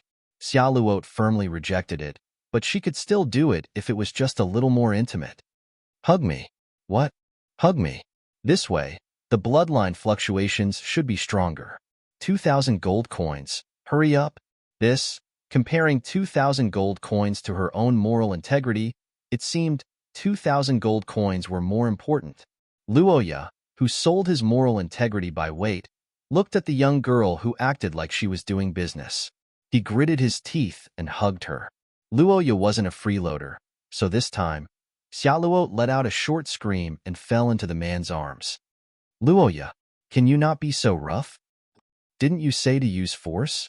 Her body was pressed tightly against the man's shoulder. For the first time since the beginning of the experiment, Charlotte's expression changed. She took 2 deep breaths and tried to suppress her racing heartbeat. And I didn't say it was a surprise attack. Okay. You're the boss. Whatever you say is right. Luoya, who took the money, loosened his grip and let Xia Luot snuggle in his arms. Luoya, who felt the increased temptation, turned his head and avoided the young girl's jade-like eyes. Xia Luot also suppressed her breathing and heartbeat. She tried not to look at Luoya's face, which was so close to her. Instead, she looked at her neck. However, the young girl didn't expect that her shyness would lead to an unexpected discovery. Xia Luot stared at Luoya's white neck. She was a little puzzled. She remembered that there was a hickey here at noon. Why did it disappear now?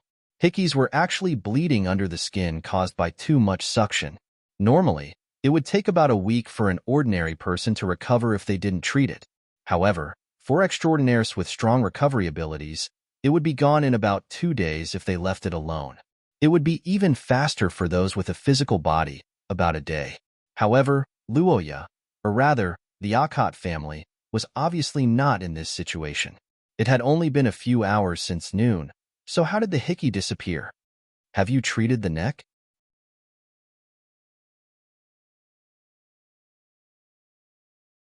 Chapter 145.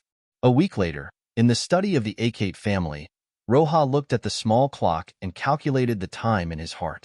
It was early in the morning, and the maids who had woken up early were busy. The kitchen staff went out to purchase items and would prepare breakfast in a short while. Luoya leaned on the large chair in the study and scanned the books in front of him. He felt like he had taken the college entrance exam in his previous life. Doing the questions until he understood what to do just by looking at the beginning and a few keywords. That was Luoya's youth in his previous life, and recently, Luoya was like a grandfather returning to his youth. A lot of things happened in this week, the most important of which was the buyout by the capitalist dog Miss Xiaoluot. That's right, Xiaoluot wanted to buy AI Lizzie for a month for 100,000 gold coins. But this plan was rejected by Luoya. In his words, this was AI Lizzie's home, and it was up to AI Lizzie to decide whether she wanted to live here or not. Ever since that night when Luoya was forced by Xiaoluot to act out a fiancé and fiancé scene of love at first sight, AI Lizzie was completely flustered. When she heard that the original plan had led to Xiaoluot throwing the coin of destiny 3 times in a row, AI Lizzie couldn't take it anymore. However, that wasn't the end of it. Afterwards, the two of them even used the letter she found to stimulate the bloodline connection, and the aftermath caused a sensation in the entire mansion. When AI Lizzie heard this, she regretted her actions and hugged her pillow in grievance and began to cry. After knowing each other for 3 years, this was the first time AI Lizzie missed her nemesis, Nuair. Now that Xiaoluot had the identity of fiancé, the results of 3 divination, and the bloodline connection, it could be said that she had the upper hand. AI Lizzie was alone and couldn't hold on much longer. Unfortunately, Nuair was cut off at the eastern front line due to communication problems. AI Lizzie couldn't become a friend even if she wanted to. She could only rely on Luoya's pampering and stick to her elder brother as much as possible. Elder brother won't marry that woman? He really won't? You're not lying to AI Lizzie, right? I'm really not lying to you. We're currently looking for clues about the Golden Fleet mentioned in the letter. Our current relationship is just a disguise. Luoya helplessly explained to AI Lizzie. As a large family, The Sorofia family's strength would definitely increase greatly once they found the curse system and the method of the promotion ceremony. Faced with such a situation, the Austin Empire would definitely do everything possible to suppress them. Therefore, Luo Ye and Xiaoluo's investigation was currently under the cover of a marriage contract. Of course, everything was for the sake of caution. In fact, the combination of Luo Ye and Xiaoluo couldn't compare to the reputation of the experts and scholars who investigated this matter in the past, so even if it was announced, it might not be taken seriously. However, it was always better to be safe than sorry. Under Luo Ye's persuasion, AI Lizzie understood the importance of this matter. After receiving Luo Ye's guarantee, she suddenly expressed her desire to go to the holy capital. One of the reasons AI Lizzie made this choice was naturally because of the deal Luo Ye mentioned. The other reason was that AI Lizzie discovered that as long as she was around, Xiaoluo would take the initiative to get intimate with Luo Ye. On the contrary, the two of them were more normal when she wasn't around. Without a doubt, this was the revenge of Xiaoluo who saw through AI Lizzie's intentions. However, the silver-haired girl, as an adopted sister, couldn't do anything in the face of Xiaoluo's righteous fiancé. She could only helplessly avoid the battle and yearn to go to the holy capital to find Nuo Iyer to discuss this matter in detail. Big brother, you must protect yourself well. Don't fall in love and wait for me to come back. Thinking back to how AI Lizzie rubbed against his chest and said these words while crying, Luo Ye didn't know whether to laugh or cry. He and Xiaoluo only had a deal and didn't see eye to eye. How could there be any feelings between them? Sigh. Children these days are so young and their minds are filled with love and affection. How impractical. Gold coins, isn't it good? Thinking up to this point, Luo Ye shook his head. He was abnormally satisfied with his life of earning thousands of gold coins every day. However, it had to be said that Luo Ye was still a responsible person. Since he took the money, he had to do it, let alone this much money. Starting from the second day after AI Lizzie left, Luo Ye and Xiaoluo began a life similar to a summer camp. Since they slept early, Luo Ye would come to the study at 5:00 every day to look for clues. As a girl, Xiaoluo would come later, around 6:00. It had to be said that after spending a week together and having a common goal, the two of them already had a certain degree of tacit understanding. There was quite an atmosphere of office colleagues. The black-haired boy looked at the time and entered the tea room. He took 3 spoonfuls of high-quality Qigong tea and poured it into a tea net. After the water boiled for about 3 minutes, he washed the tea and poured it. Then, he took out Luo Ye's unique mysterious formula. Hypnosis Spell Resistance Potion Type 3, the third version of the main potion used by Cassie of the Kingdom of Sleep to resist the Dream Demon. Only 1 drop is needed to wake up the mind and bid farewell to sleep. Chase after these damned monsters and fight. However, for your safety, don't drink too much at once. Price: 300 gold coins. Not bad. This was the good stuff that Luo Ye found in the system store. 300 gold coins wasn't very expensive. The amount was about the size of a small test tube, but it was very durable. Only 1 drop was enough to make people work efficiently for a day. The price was that they couldn't dream. Honestly, this price was almost the same as nothing. In terms of color and taste, Hypnosis Spell Resistance Potion Type 3 was a reddish-brown color similar to black tea. The taste was very light, almost non-existent. When Luo Ye first saw this item, he thought that it was like black tea concentrate, but after actually using it, he found that it was really refreshing. Moreover, after drinking it, no one would attack him or make him scream. Reading books every day was fine as a hobby, but when it became a rough scanning and browsing, even Luo Ye couldn't bear the burden of reading for a day. It had to be said that manual Baidu wasn't something that anyone could do. After carefully pouring a small drop into the teacup, Luo Ye's black tea was completed. After that, he followed the same formula, but this time, he brewed a type of flower tea exclusive to Akhat territory. This was naturally brewed for Xiaoluo. As the producer of the top-grade Qigong black tea, Rose's own people drank it so much that they almost vomited. So when Golden Rose accidentally drank Akhat territory's specialty flower tea a few days ago, she was very curious.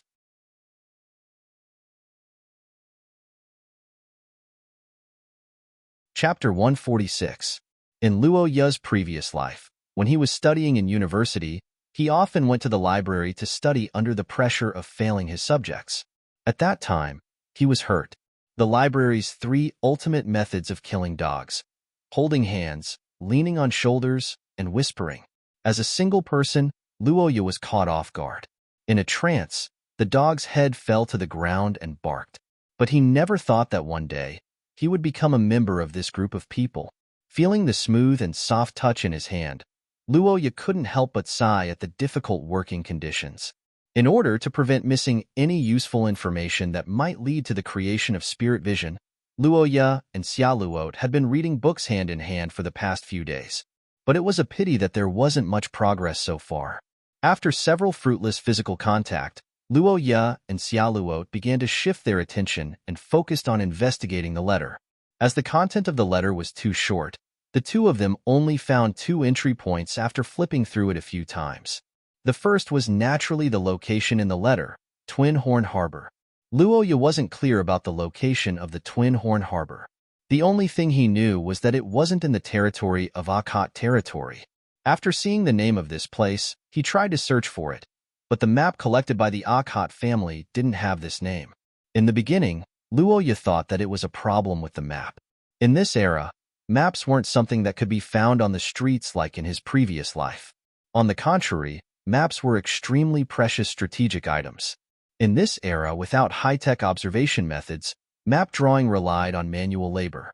This was a highly technical, tiring, and dangerous job. After all, no overlord would be willing to let others know their geographical location and strategic points. If anyone secretly drew a map, they would be caught and tortured. This was because if someone came to your house to inspect the terrain, it basically meant that someone was thinking about you. Even royal geographers with formal authorization had a very difficult job in the various territories. Not to mention the various underhanded tactics of the lords. Even if they did nothing, it would be considered good for ordinary people to finish mapping a piece of land in their lifetime just by going up and down mountains and down rivers. And in Xia, this danger would be magnified once again. That was because there were more than just ferocious beasts in the deep mountains and forests of this region. Many of the mutated animals could not even be stopped by high-level superhumans. Normal geographers would probably die the moment they encountered them. The above reasons eventually led to the shortage of Xia's maps, but don't think that this is the end. Getting the map was just the threshold, or the first step.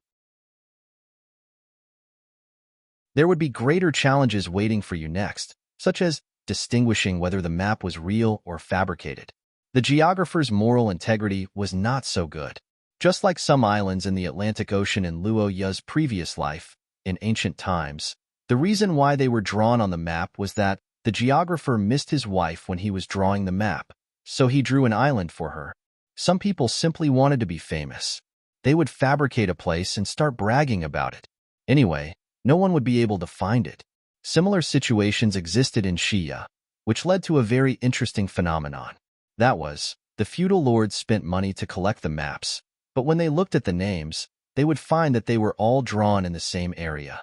Then there was the traditional art of guessing. One of us is real. Guess which one is it? This kind of speechless situation was encountered almost every new territory.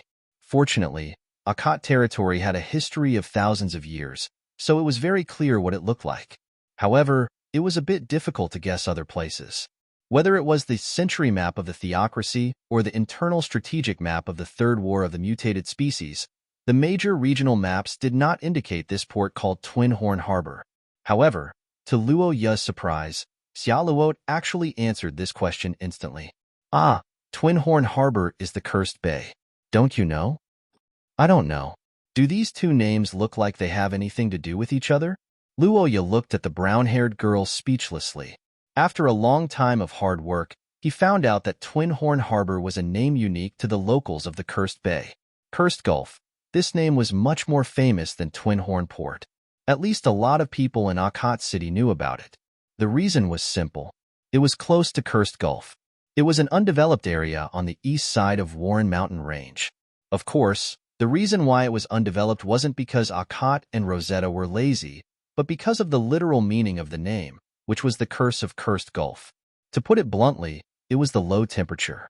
The curse of the Cursed Bay was actually the cold. According to records, the temperature in that area was extremely low for some reason. It was somewhat similar to the North Pole in Luo Yu's previous life. It seemed that there was indeed a port with a good terrain, but unfortunately, this port was an eternal frozen port. It was covered in snow all year round. This situation that obviously went against the climate of the nearby area naturally aroused people's curiosity. During the pioneering era, many adventurers rushed into that world of ice and snow, but they often disappeared. There were only a few people who could return. The word curse came from the mouths of the survivors. The adventurers were not stupid.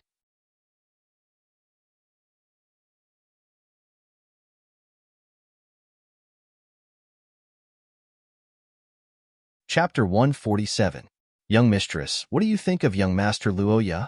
Early in the morning, in Xiaoluo's room, the servant girl was combing the girl's hair while asking this question. Hearing Gu Lacey's question, Xiaoluo was stunned for a moment before replying the same way she did a few days ago. Of course it's to disguise our relationship as an engaged couple. Didn't I tell you before? Disguise? The black-haired servant girl muttered to herself after hearing Xiaoluo's answer. She couldn't help but feel that something was amiss. It had been more than a week since she came to the Akot family. As Xiaoluo's personal servant girl, Gu Lacey discovered a very serious problem. As time went by, the frequency of young mistress mentioning a certain person's name was getting higher and higher. Just like now. That guy Luo Yu's ancient Austin language is beyond imagination. He's obviously a member of the theocracy, so why would he learn that kind of language? Yesterday's clothes were not bad, but the style was a little old-fashioned. If I were to tuck in the shoulders, although I'm not sure, his supernatural power doesn't seem to be weak. He's hemming and hawing and isn't willing to talk about the details. So, young mistress, why do you want to know the details? Aren't you in a cooperative relationship? Why do you want to know so much about him? Gu Lacey frowned in confusion. After learning that Luo Yu's information was the result of being misled, Gu Lacey was extremely vigilant against the servants of the Akot family. At the same time, she began to re-evaluate this engagement. Although the beginning between young mistress and Luo Yu wasn't perfect due to a freak combination of factors, it had to be said that the current Luo Yu could indeed cause Xiaoluo's mood to fluctuate. The furthest distance in love was never discussed, but indifference and indifference. This was what Gu Lacey was most worried about Xiaoluo. Xiaoluo was naturally a little cold to others. This was the shadow of her childhood. She didn't rely on others too much and didn't trust others too much. Unless someone really walked into her heart, no matter how good their relationship was, it was just superficial. At that time, Gu Lacey conservatively estimated that it would take a few months to break through this ice layer, but the reality was beyond her imagination. The first time they met, Luo Yu had a bad impression of Xiaoluo, but recently, as they got to know each other better, the situation seemed to be turning around. This shouldn't be a deliberate trick, right? Gu Lacey, who had been fooled by the Akot family's maid group, was a little traumatized. He asked Xiaoluo how she felt, but he didn't expect the girl to laugh after listening to him. I will like that guy. Ha ha ha, Gu Lacey, what are you thinking? How is that possible? Facing the worried maid, Xiaoluo looked as calm as Titai after hearing a joke. You heard what I said before, right?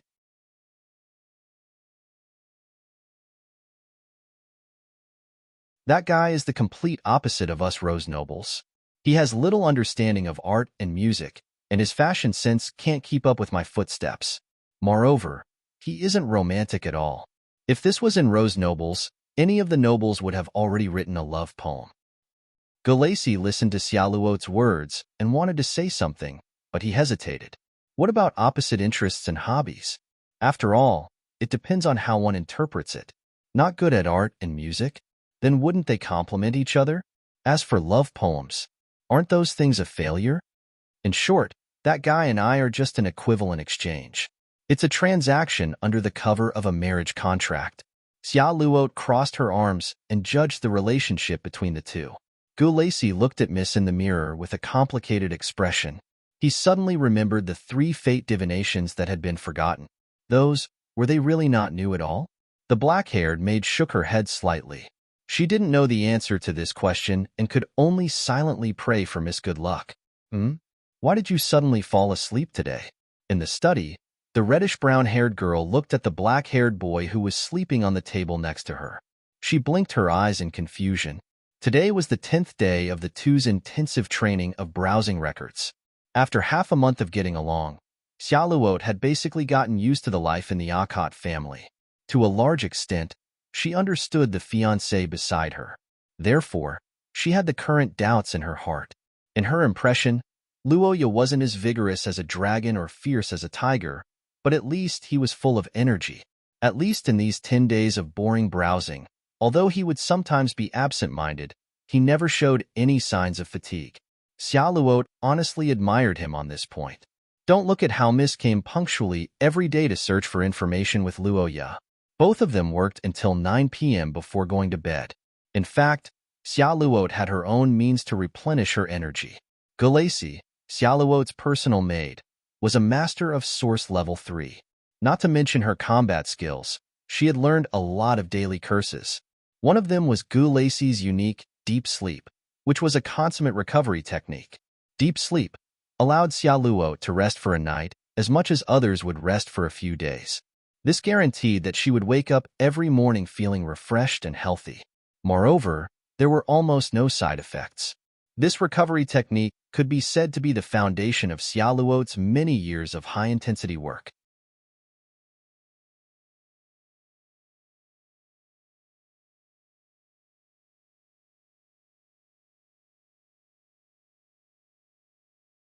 Chapter 148. What's going on now? In the study, Luoya woke up after 2 hours of sleep. He looked at the blanket on his body, then turned his head to look at the girl beside him. His gaze shifted back and forth between the two. This is yours. Thank you. I'm not in a good state today, so I accidentally fell asleep. Luoya raised the blanket and thanked her. Xiaoluot nodded slightly. The young man observed the girl beside him and suddenly felt that she seemed to be angry. Although her face was calm and she didn't reprimand him, Xiaoluot's overall temperament had changed a little. Her usual noble and unapproachable aura had become somewhat cold and sharp. Luoya had experience with such changes and had even studied them before. He believed that this was a manifestation of an extraordinary mood affecting the fluctuations of curse power. The black-haired young man gently placed the blanket to the side. He was no longer in the mood to think about the connection between the girl's temperament change and her curse power. Compared to that, he was more interested in finding out what was going on. Is she angry because I slacked off? That can't be. The most serious words were greedy, shameless, childish, and so on. Luoya, who was used to Zuin's trolls in his previous life, didn't feel any pain at all. In fact, he even thought that Xiaoluot was quite cute when she squeezed out these words with a red face. Xiaoluot was a dog rich, and not the kind of rich person who worked as a concubine, but the kind who spent money every day. How could someone like her be angry because he slacked off for a while? Wasn't this the same as how a Saudi prince was angry at a roadside oiler for wasting gas? How is this possible? What's going on? The black-haired young man glanced at the girl from the corner of his eyes, but didn't say anything. He could only work on the side. After this restless atmosphere lasted for 2 minutes, the girl suddenly spoke. Why did you fall asleep today? I'm not in a good state. Not in a good state today. What about a few days ago? A few days ago, I was all right. Heh, is that so? Xiaoluot smiled with a hint of anger. She stared into Luoya's eyes and asked, Did you drink some kind of medicine? Yes, but my potion is still okay. Leave it to me tomorrow. What? Leave it to me tomorrow. You're not allowed to drink anymore. Luoya looked at Xiaoluot's serious expression. He finally understood why she was angry, but then he was puzzled. This should be because she was worried about me? But why? Luoya didn't understand what was wrong with Xiaoluot's brain. Why did she want him to drink Red Bull? But he knew that Xiaoluot probably treated his medicine as harmful. Actually, that medicine of mine is all right. The side effects aren't that big. That won't do. Many drugs with minor side effects are addictive. It's better to use drugs with strong side effects.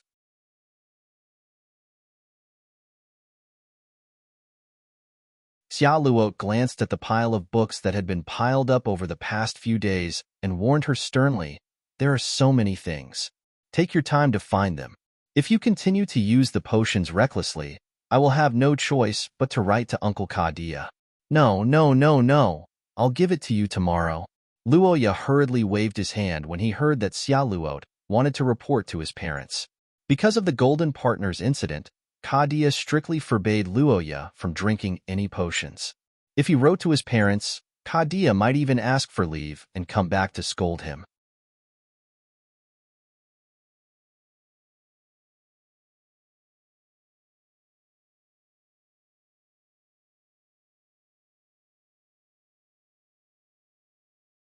Chapter 149. The Austin Empire. In the vast Rumen forest, the observation platform at the edge of the mountain peak was already filled with people. Countless luxurious carriages and precious horses were gathered in front of the palace complex that had been built with a huge amount of money. Couples were holding hands as they squeezed out and walked into the main hall. This was the most famous dating spot in the Austin Empire, the Rumen Palace complex. It was famous across the continent. Every February, countless couples would gather in this palace that had hundreds of years of history, overlooking the thousands of miles of mountains and rivers of the Rumen forest, as well as the butterflies. Indeed, this was a sacred place to see butterflies. The weather in the Rumen forest was hot and rainy, and there was no snow all year round. Every February, a butterfly called the luminous butterfly would lay eggs here, and after a few months of incubation, it would transform into a beautiful queen of the night. This kind of mythical butterfly was just like its name. It would emit light in the dark, and the brightest one would be the leader of the group. It was definitely pleasing to the eye, but the reason why butterflies and couples were related was because of the Austin Empire's stories and propaganda.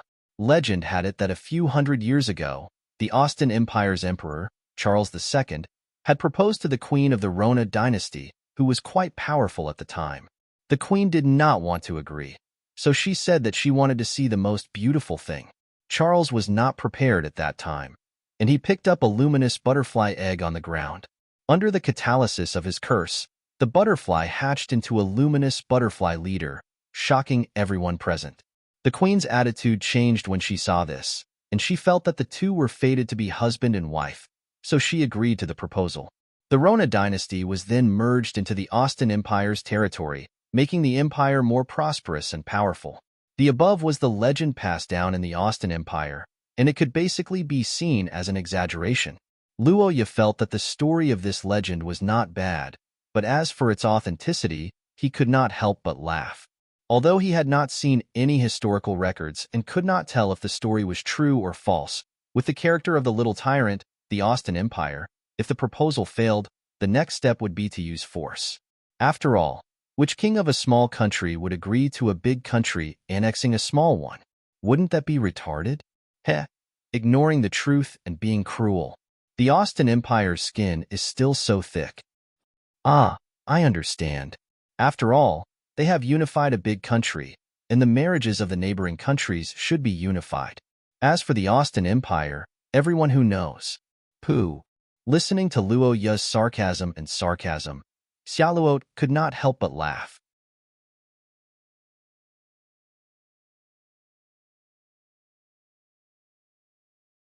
One of them was born in France, while the other was born in the theocracy. Their families had been anti-Arab fighters for generations, so they got along quite well in this respect. But it has to be said that although the legend was nonsense in their ears, it was because Roja and Charlotte looked at it from a political point of view. In the market of men and women, this legend has a large audience. Ever since the legend became popular, more and more couples came to the edge of the forest to hatch the eggs of the luminous butterfly to express their love to their loved ones. After hundreds of years of publicity, the forest had become a world-renowned love sanctuary. The viewing palace complex in front of them was specially built by Austin for the nobles of various countries. Every February, when the luminous butterflies had just laid their eggs, this place would be crowded with nobles from various countries to participate in a series of interesting and exciting special activities. It could be called a love sanctuary. Of course, in contrast, the luminous butterflies in the Rumen forest suffered. They were kidnapped, and turned into tool butterflies before they were even born.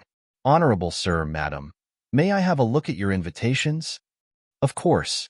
At the entrance, a polite and friendly waiter took the invitation from Xia Luo with both hands. The two of them were a perfect match, and their dignified and calm appearance made the waiter not suspicious at all. After a quick check, he returned it with both hands. Welcome, Countess Roland of the Mandel Kingdom, Miss Xia Luo. The waiter's smile became even more enthusiastic because of their noble status. The two of them smiled at each other and entered the venue arm in arm under the guidance of the staff. Feeling the touch of Xia Luo beside her, Luoya couldn't help but be amazed by the magic of Sophia's curse. The Akkad territory of the Saint Maester theocracy was thousands of miles away from the Austin Empire. Naturally, the two of them weren't using their original bodies. Instead, they were using a spell unique to the Sophia clan that used twin stones. The twin stone was a unique and rare mineral that had a strange spatial connection. Usually, there were two of them in a pair. When one of them reacted to the curse, the other would react the same way even if they were thousands of miles away.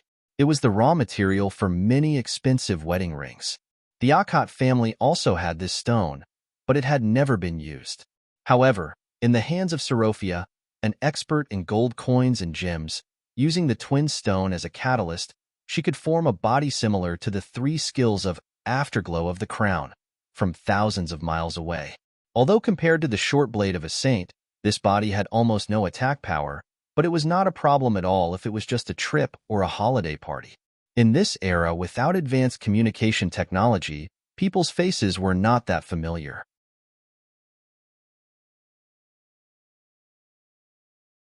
Even a famous beauty like Xia Luo was the same. Plus, the two of them were using alternate accounts, so there was no security issue, so they didn't make any changes to their appearance. Reality was reality. Even if Xia Luo was beautiful, the two of them didn't cause any commotion after entering the palace. Of course, this was because the two of them entered the lovers section. Everyone was busy with their other half, so no one had the time to care about others. If they were in the singles section, Luoya didn't know how he would look, but Xia Luo would definitely become a hot topic. He would probably be drowned by the army of single men. Sir, this is your incubator. Yes, thank you. After entering the venue, the staff immediately handed a metal box the size of a palm to Luoya. The black-haired young man took it with a smile and began to observe it. The people who came to participate in this event were either rich or noble. Naturally, the nobles wouldn't go looking for butterfly eggs themselves. This small box was designed for this purpose, and it had two main functions. First, holding the box would prevent people from touching the butterfly eggs themselves.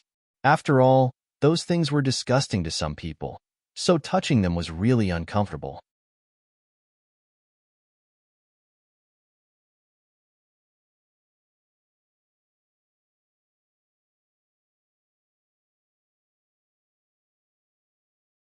Chapter 150. When Xia Luo casually said this sentence, Luoya was speechless for the first time. He stared blankly at the woman in the blue dress who was talking and laughing with the man and the expressionless Xia Luo. For a moment, his mind went blank. If she was Xia Luo's mother, then who was he? Luoya looked at the blonde man who was talking to his mother-in-law in name, and his face stiffened.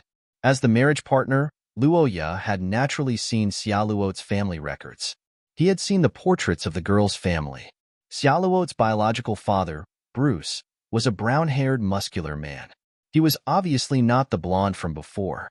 Most importantly, the information did not say that Xia Luo's parents were divorced. During their marriage, Xia Luo's mother came here. What was the situation now? Catching adultery? Catching his own mother in the act? Was it that exciting? Luoya stared at the girl beside him with wide eyes. He was really shocked by the plot of the TV series. Before this, Luoya only thought that Xia Luo wanted to see butterflies and was unwilling to enter the singles area to cause trouble, so she kidnapped him to be a tool. But now, it seemed that was not right. What should he do now? Destroy the scene? That shouldn't be the case. It was impossible. The two of them were not in their original bodies. Any source level 6 would be able to defeat them. If that was the case, I understand. You want to collect evidence, right? How should I do it? I haven't learned much about curses in this area. Luoya looked at the man and woman in front of him excitedly. He was ready to go, just like a tabloid reporter, waiting for a curse to deliver justice. However, what he did not expect was that the brown-haired girl was stunned when she heard Luoya's words. What's wrong? You're welcome. Forget about the others. I will definitely help you with this. The black-haired young man patted his chest and turned into a Tyrant executioner. He looked ahead and gritted his teeth. Damn it, the Tyrant must die. Yellow hair dog is obviously not a good thing. Luoya rubbed his fists, but Xia Luo looked embarrassed. She wanted to say something but stopped several times. In the end, she forced a smile on her face. Thank you, Luoya, but forget it. Xia Luo smiled sadly and turned to look ahead. You misunderstood. I'm not here to do anything. I just want to see her. Take a look. The last time I saw her was 5 years ago. Luoya's eyes widened when she heard Xia Luo's words. The girl pondered for a while before finally downplaying her situation. It was a story that Luoya could not find any trace of in the information, and it was also a narrative that made him unable to calm down for a long time after listening to it. To be honest, Xia Luo's situation was a little beyond his imagination. Xia Luo's mother, Adela Milton, was the second daughter of Duke Milton of the Austin Empire.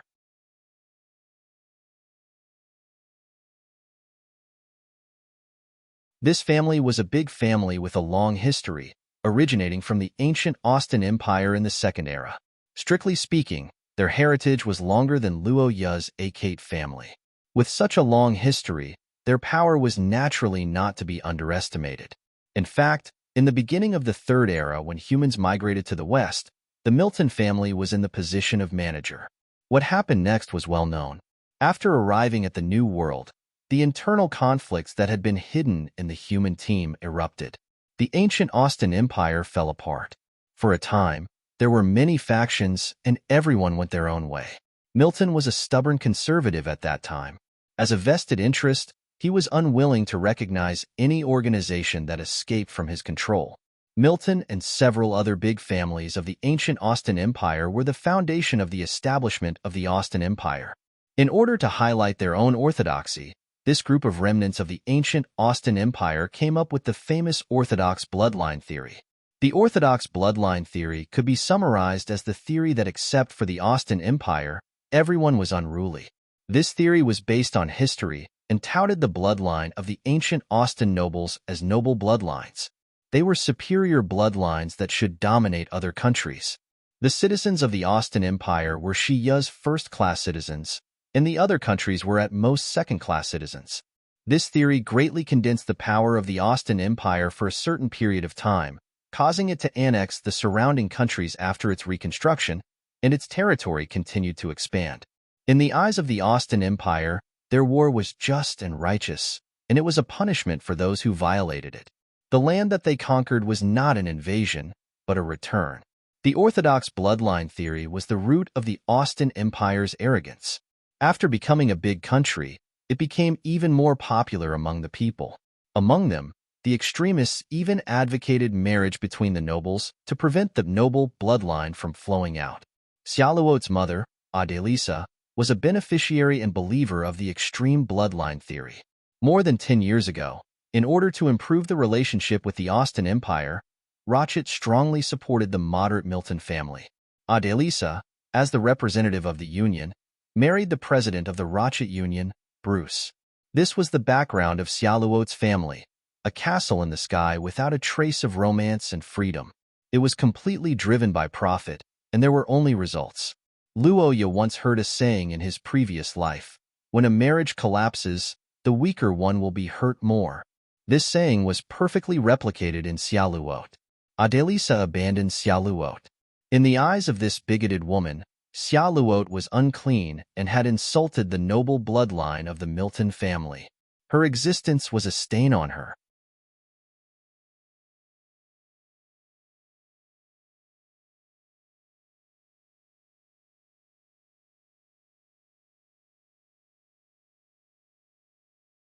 Chapter 151.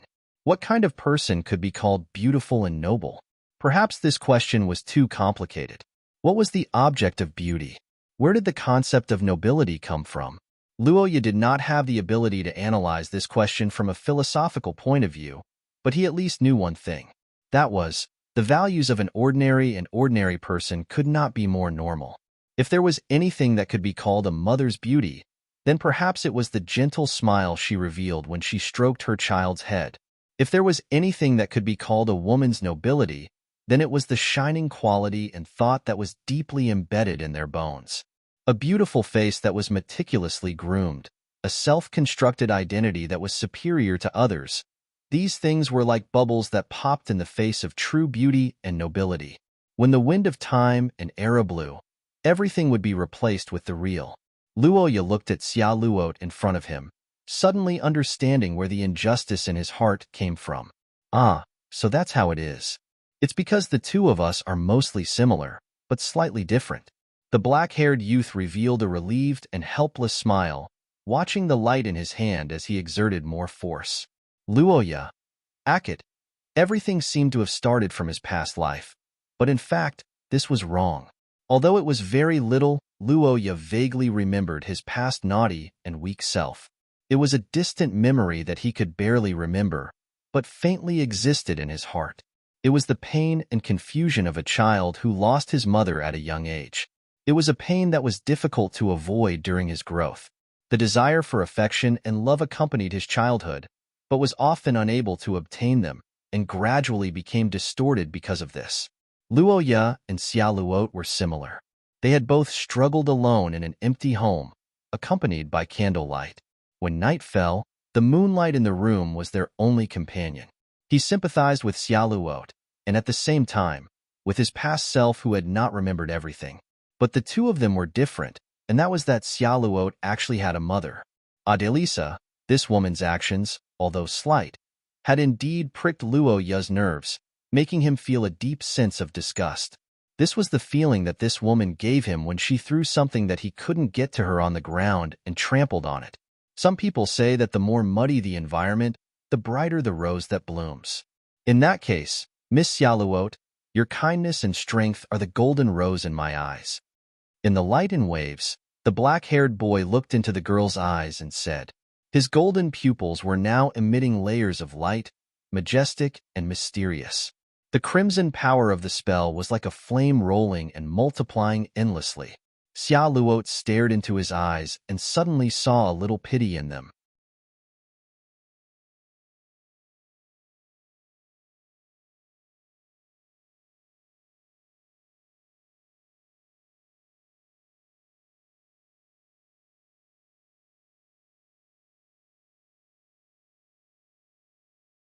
Chapter 152.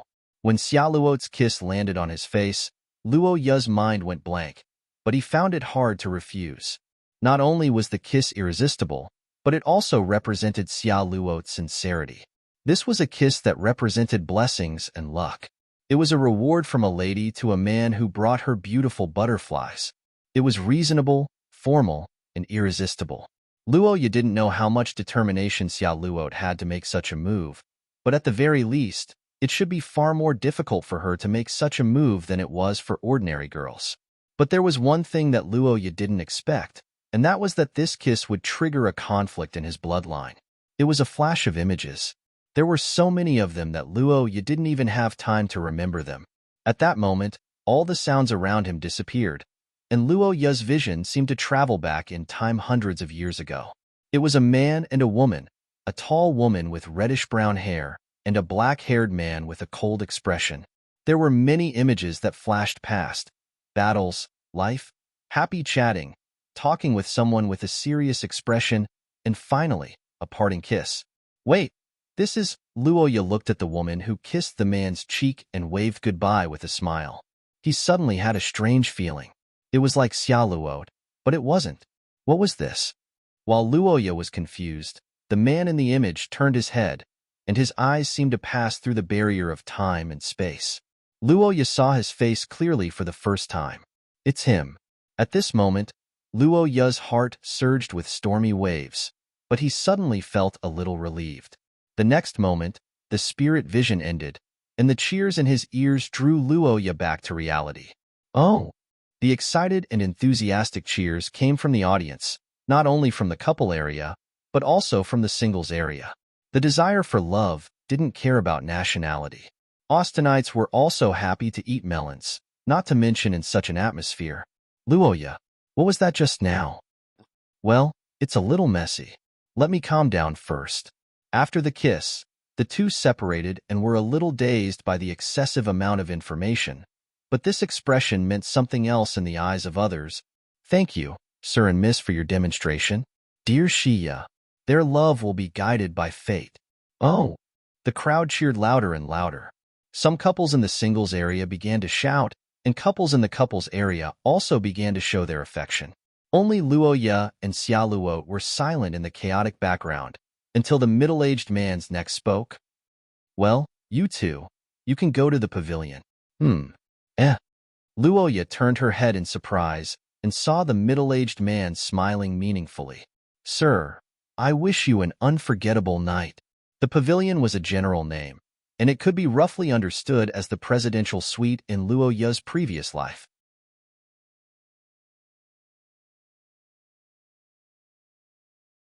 It had to be said that the Milton family was quite good at business operations. Perhaps they had learned a thing or two from their marriage with Sorophia, but they were very good at marketing. For example, this luminous butterfly convention didn't exist a few decades ago. However, as the Milton family continued to build and promote this place, this local tradition of the Austin Empire became more and more famous in Shia. And this pavilion was a product of this situation. It was designed on the highest floor of the Cliff Palace, and it was as magnificent as a palace with a good view. Every year, except for the group of Austin Pureblood School who had cerebral palsy who entertained themselves, it was the place where couples who hatched head butterflies would stay for the night. With such great luck and blessings, coupled with the fact that they were couples, it was needless to say what they would do in such an environment. But this time, for the newcomers, it was too exciting. You really didn't come here on purpose? No, I didn't. Weren't you there? We left together. I couldn't help it. What could I do in such an atmosphere? On the big bed in the presidential suite, a reddish-brown girl hugged a pillow with half of her face exposed. She looked pitifully at the young man who was eager to explain himself. Her eyes were filled with fear, but occasionally, a hint of expectation flashed in those beautiful pupils of hers. Xiaoluo, whose brain was severely congested, didn't know what she was thinking anymore. She felt that Luoya seemed to have changed into a different person tonight, and Luoya's reaction was basically the same. You're tuning into the Romance Rendezvous YouTube channel. We're so grateful for your support, and don't forget to subscribe to join us on this incredible journey through captivating stories. Your generosity through donations truly makes a world of difference, as it's the primary source of revenue that allows me to expand and enhance this channel for you. Thank you from the bottom of my heart for being a part of this adventure.